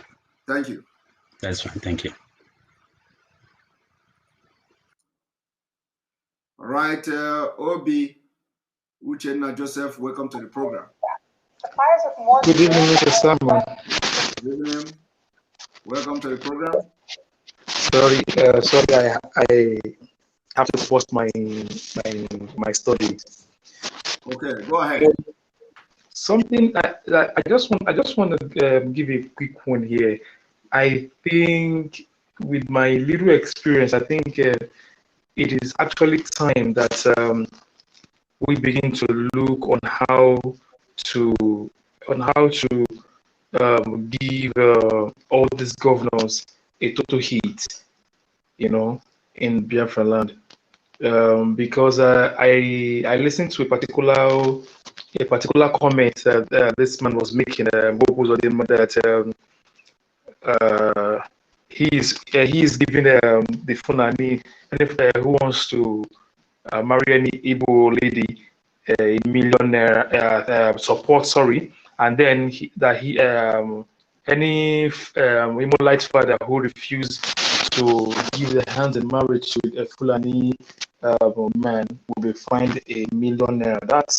That's ridiculous, and nobody, not even the Ohanese, ever spoken against such words. As if the government rule is now being merged into the various families of the citizen who is governing.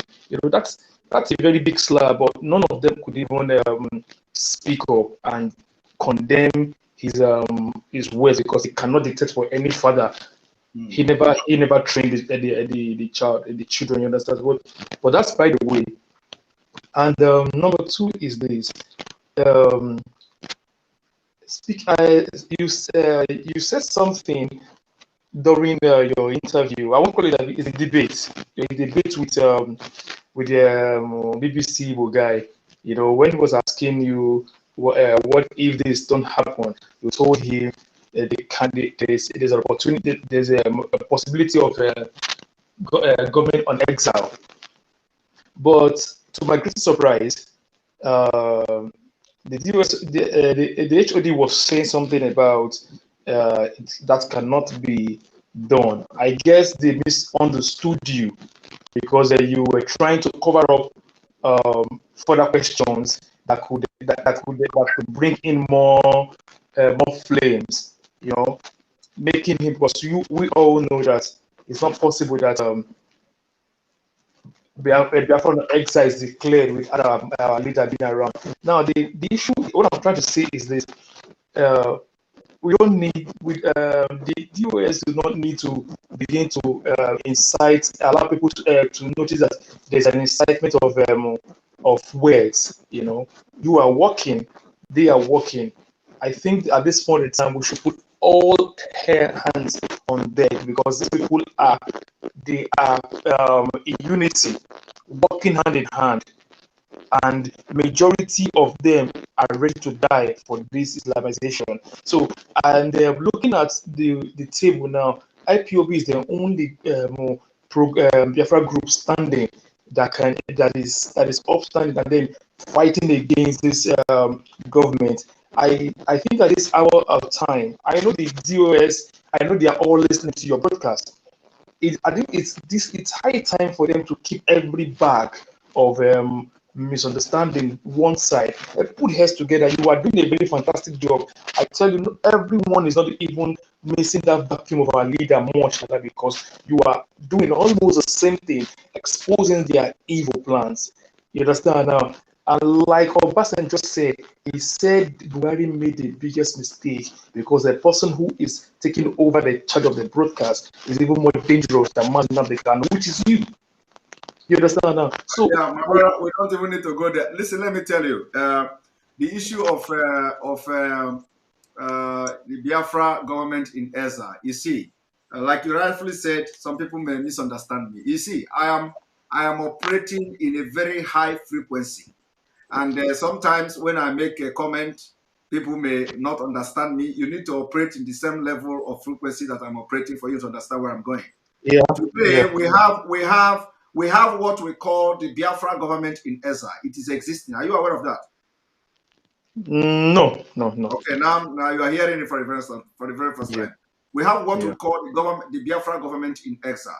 And what I said was not quoting out of context. What I said was that there is a need to revive it. You see, you do not need to come public and start responding to what I say. You understand? You do not need to come public to start responding to it. That okay, I don't know where you are coming from. I have not had anybody address it, but anyway, from what you said now, I can decode that maybe somebody must have made a comment about what I said, So, but I didn't listen to it yet. I didn't hear that. But from what you said now, I know that somebody must have made, one of the leadership must have made a comment about that. But what I mean is that if I say something like that about Biafra reviving Biafra government in exile, it is there. That thing is there. Reviving it does not necessarily mean that you come public and start telling how you are reviving it. You understand? It is the part of the IPOB are scattered all over the world. We have, and what I said was that if you, for those of you who saw my tweet, I say reviving it where there are IPOBs and other Biafra organizations all over the world. So it doesn't necessarily mean that we should come and start discussing about the reviving. It is something that I've just thrown there. So those who are very sensible enough should know what to do. You understand? If you are very sensible enough, you should know it is not everything you come and start. You want to counter Simon Ekpa, or you want to discuss that Simon Ekpa was wrong, or Simon Ekpa is trying to do something. No. It is not also going against IPOB structure. No, it is something that I have just thrown it. I said leadership must begin the revival to implement the revival of the Biafra government in exile. That structure is there. And there is a need for us to begin to do something. So it is also going to fall in the same system we already have. So when something comes like that, it is not something that you begin to, to debunk or begin to try to make it look as if there is misunderstanding or try to see as if Samanekpa want to do something. It is something I throwed out. You don't necessarily have to address it. Okay? But something that everybody should begin to think towards, because we need, as we are doing something, we are already doing diplomatic work. We are already doing whatever work IPOB is doing it now. Okay.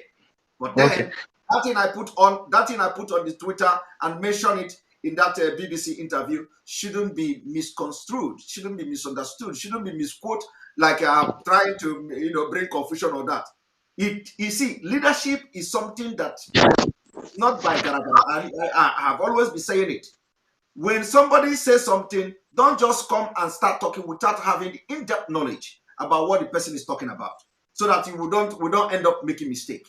Make sure you research and have a very good understanding of the intention, why the person said such, the intent, why the person did it or said such thing, what is it trying to gain, what is it trying to achieve by saying it, before you can now come, because you may go and misquote the person, and it is not a good thing, especially when we are in this struggle together.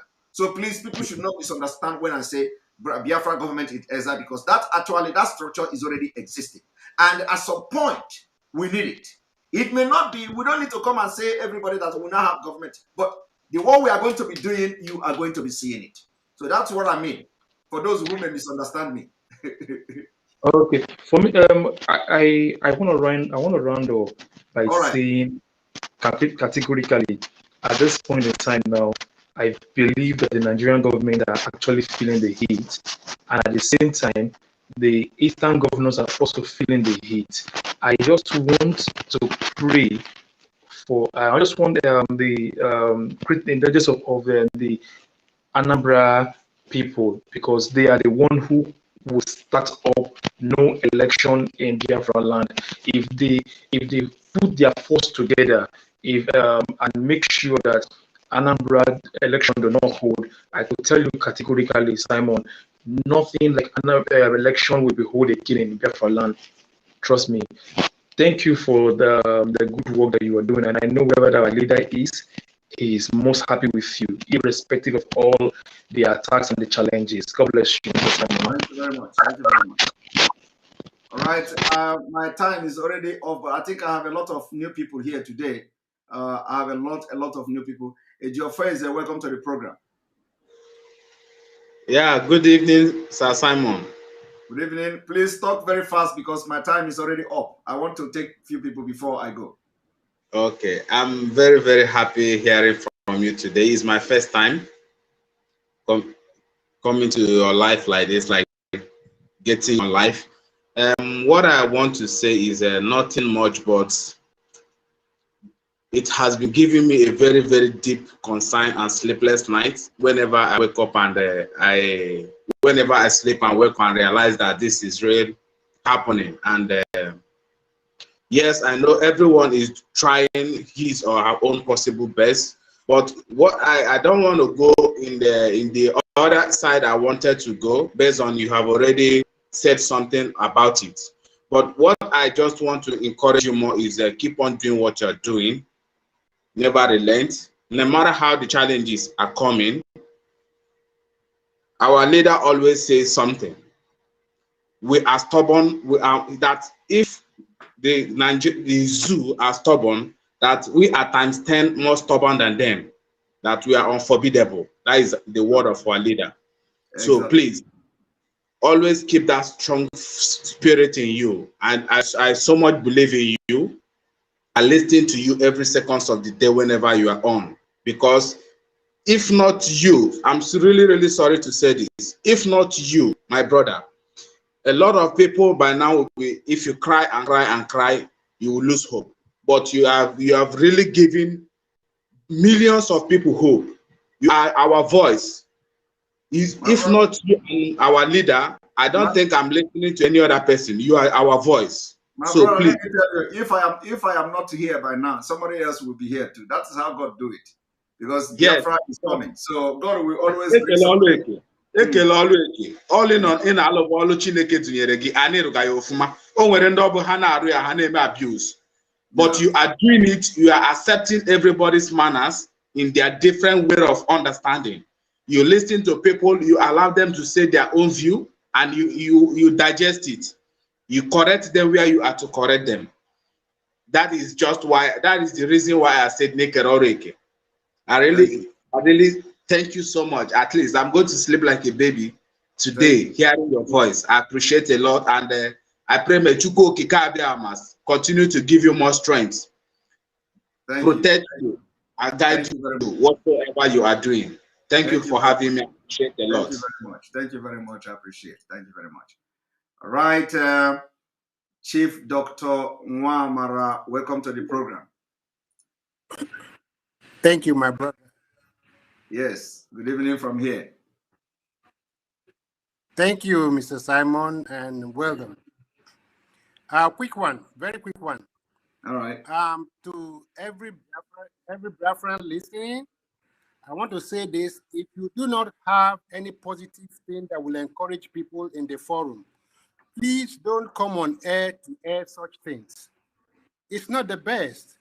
And then, secondly, for the DOS, they should create a forum where people could have question and answer to ask them. And they should be mature to know how to handle issues. And if you're coming to the Biafran struggle for position, my friend, pack aside. Just pack aside. Let us be focused like Mazin Nnamdi Kanu was. The spirit of Mazin Nnamdi Kanu has caught up with you. And people should begin to learn when they come to a forum like this, listening to somebody. The essence is for you to pick from there, pick positive things and build on it. But sometimes you see people come here to criticize, talk things that are not even necessary, that are not positive. Let's channel every energy to the people who are oppressing our people. That is the most important thing. And then lastly, quick one. The issue of Mr. Kunle talking about this is surprise is happening. That is how people are going to be surprised and discover at the end that we do not have leadership as a president in Nigeria. Many people will be surprised. So thank you, Mr. Simon. Keep it up. Don't respond to everything that people send on air. And God will bless you. Thank you. Thank you very much. You're going to be the last person. I've exceeded my time with 12 minutes. So all of you that are waiting here and you didn't talk, please forgive and forget. Forgive me that tomorrow is another day. We're going to have part 3 of this particular broadcast. Please forgive me. I have to work tomorrow and I have to now go to sleep. We continue from where we stop tomorrow. Remember, I give you my word just the way I give to Mazen Amdekano. I am the person you can never break. I am like a tipa buaja. Imamaka. You're going to find name. Get no fu aneme. So when it comes to me, just go and sleep. Go and I will never be distracted, and I will continue to assure you just the way I assured our leader. I will never disappoint him, no matter what. So on this note, I will say good night. See you tomorrow. Part 3 is coming tomorrow. We are going to have about 2 or 3 broadcasts tomorrow in the afternoon, and then in the evening, maybe 2 times when I have break from work, and then in the evening. So see you tomorrow. Don't miss it. And may God bless Biafra. May God bless the Oduduwa Republic. May God bless the Middle Belt. May God bless Ambazonia. May God bless you. May God bless ESN. May God bless IPB worldwide. May God bless Mazen Amdekano. May God bless Sunday Igbo and all of you fighting me and those fighting for me. May God bless all of you. And I say, have a very wonderful night. Good night.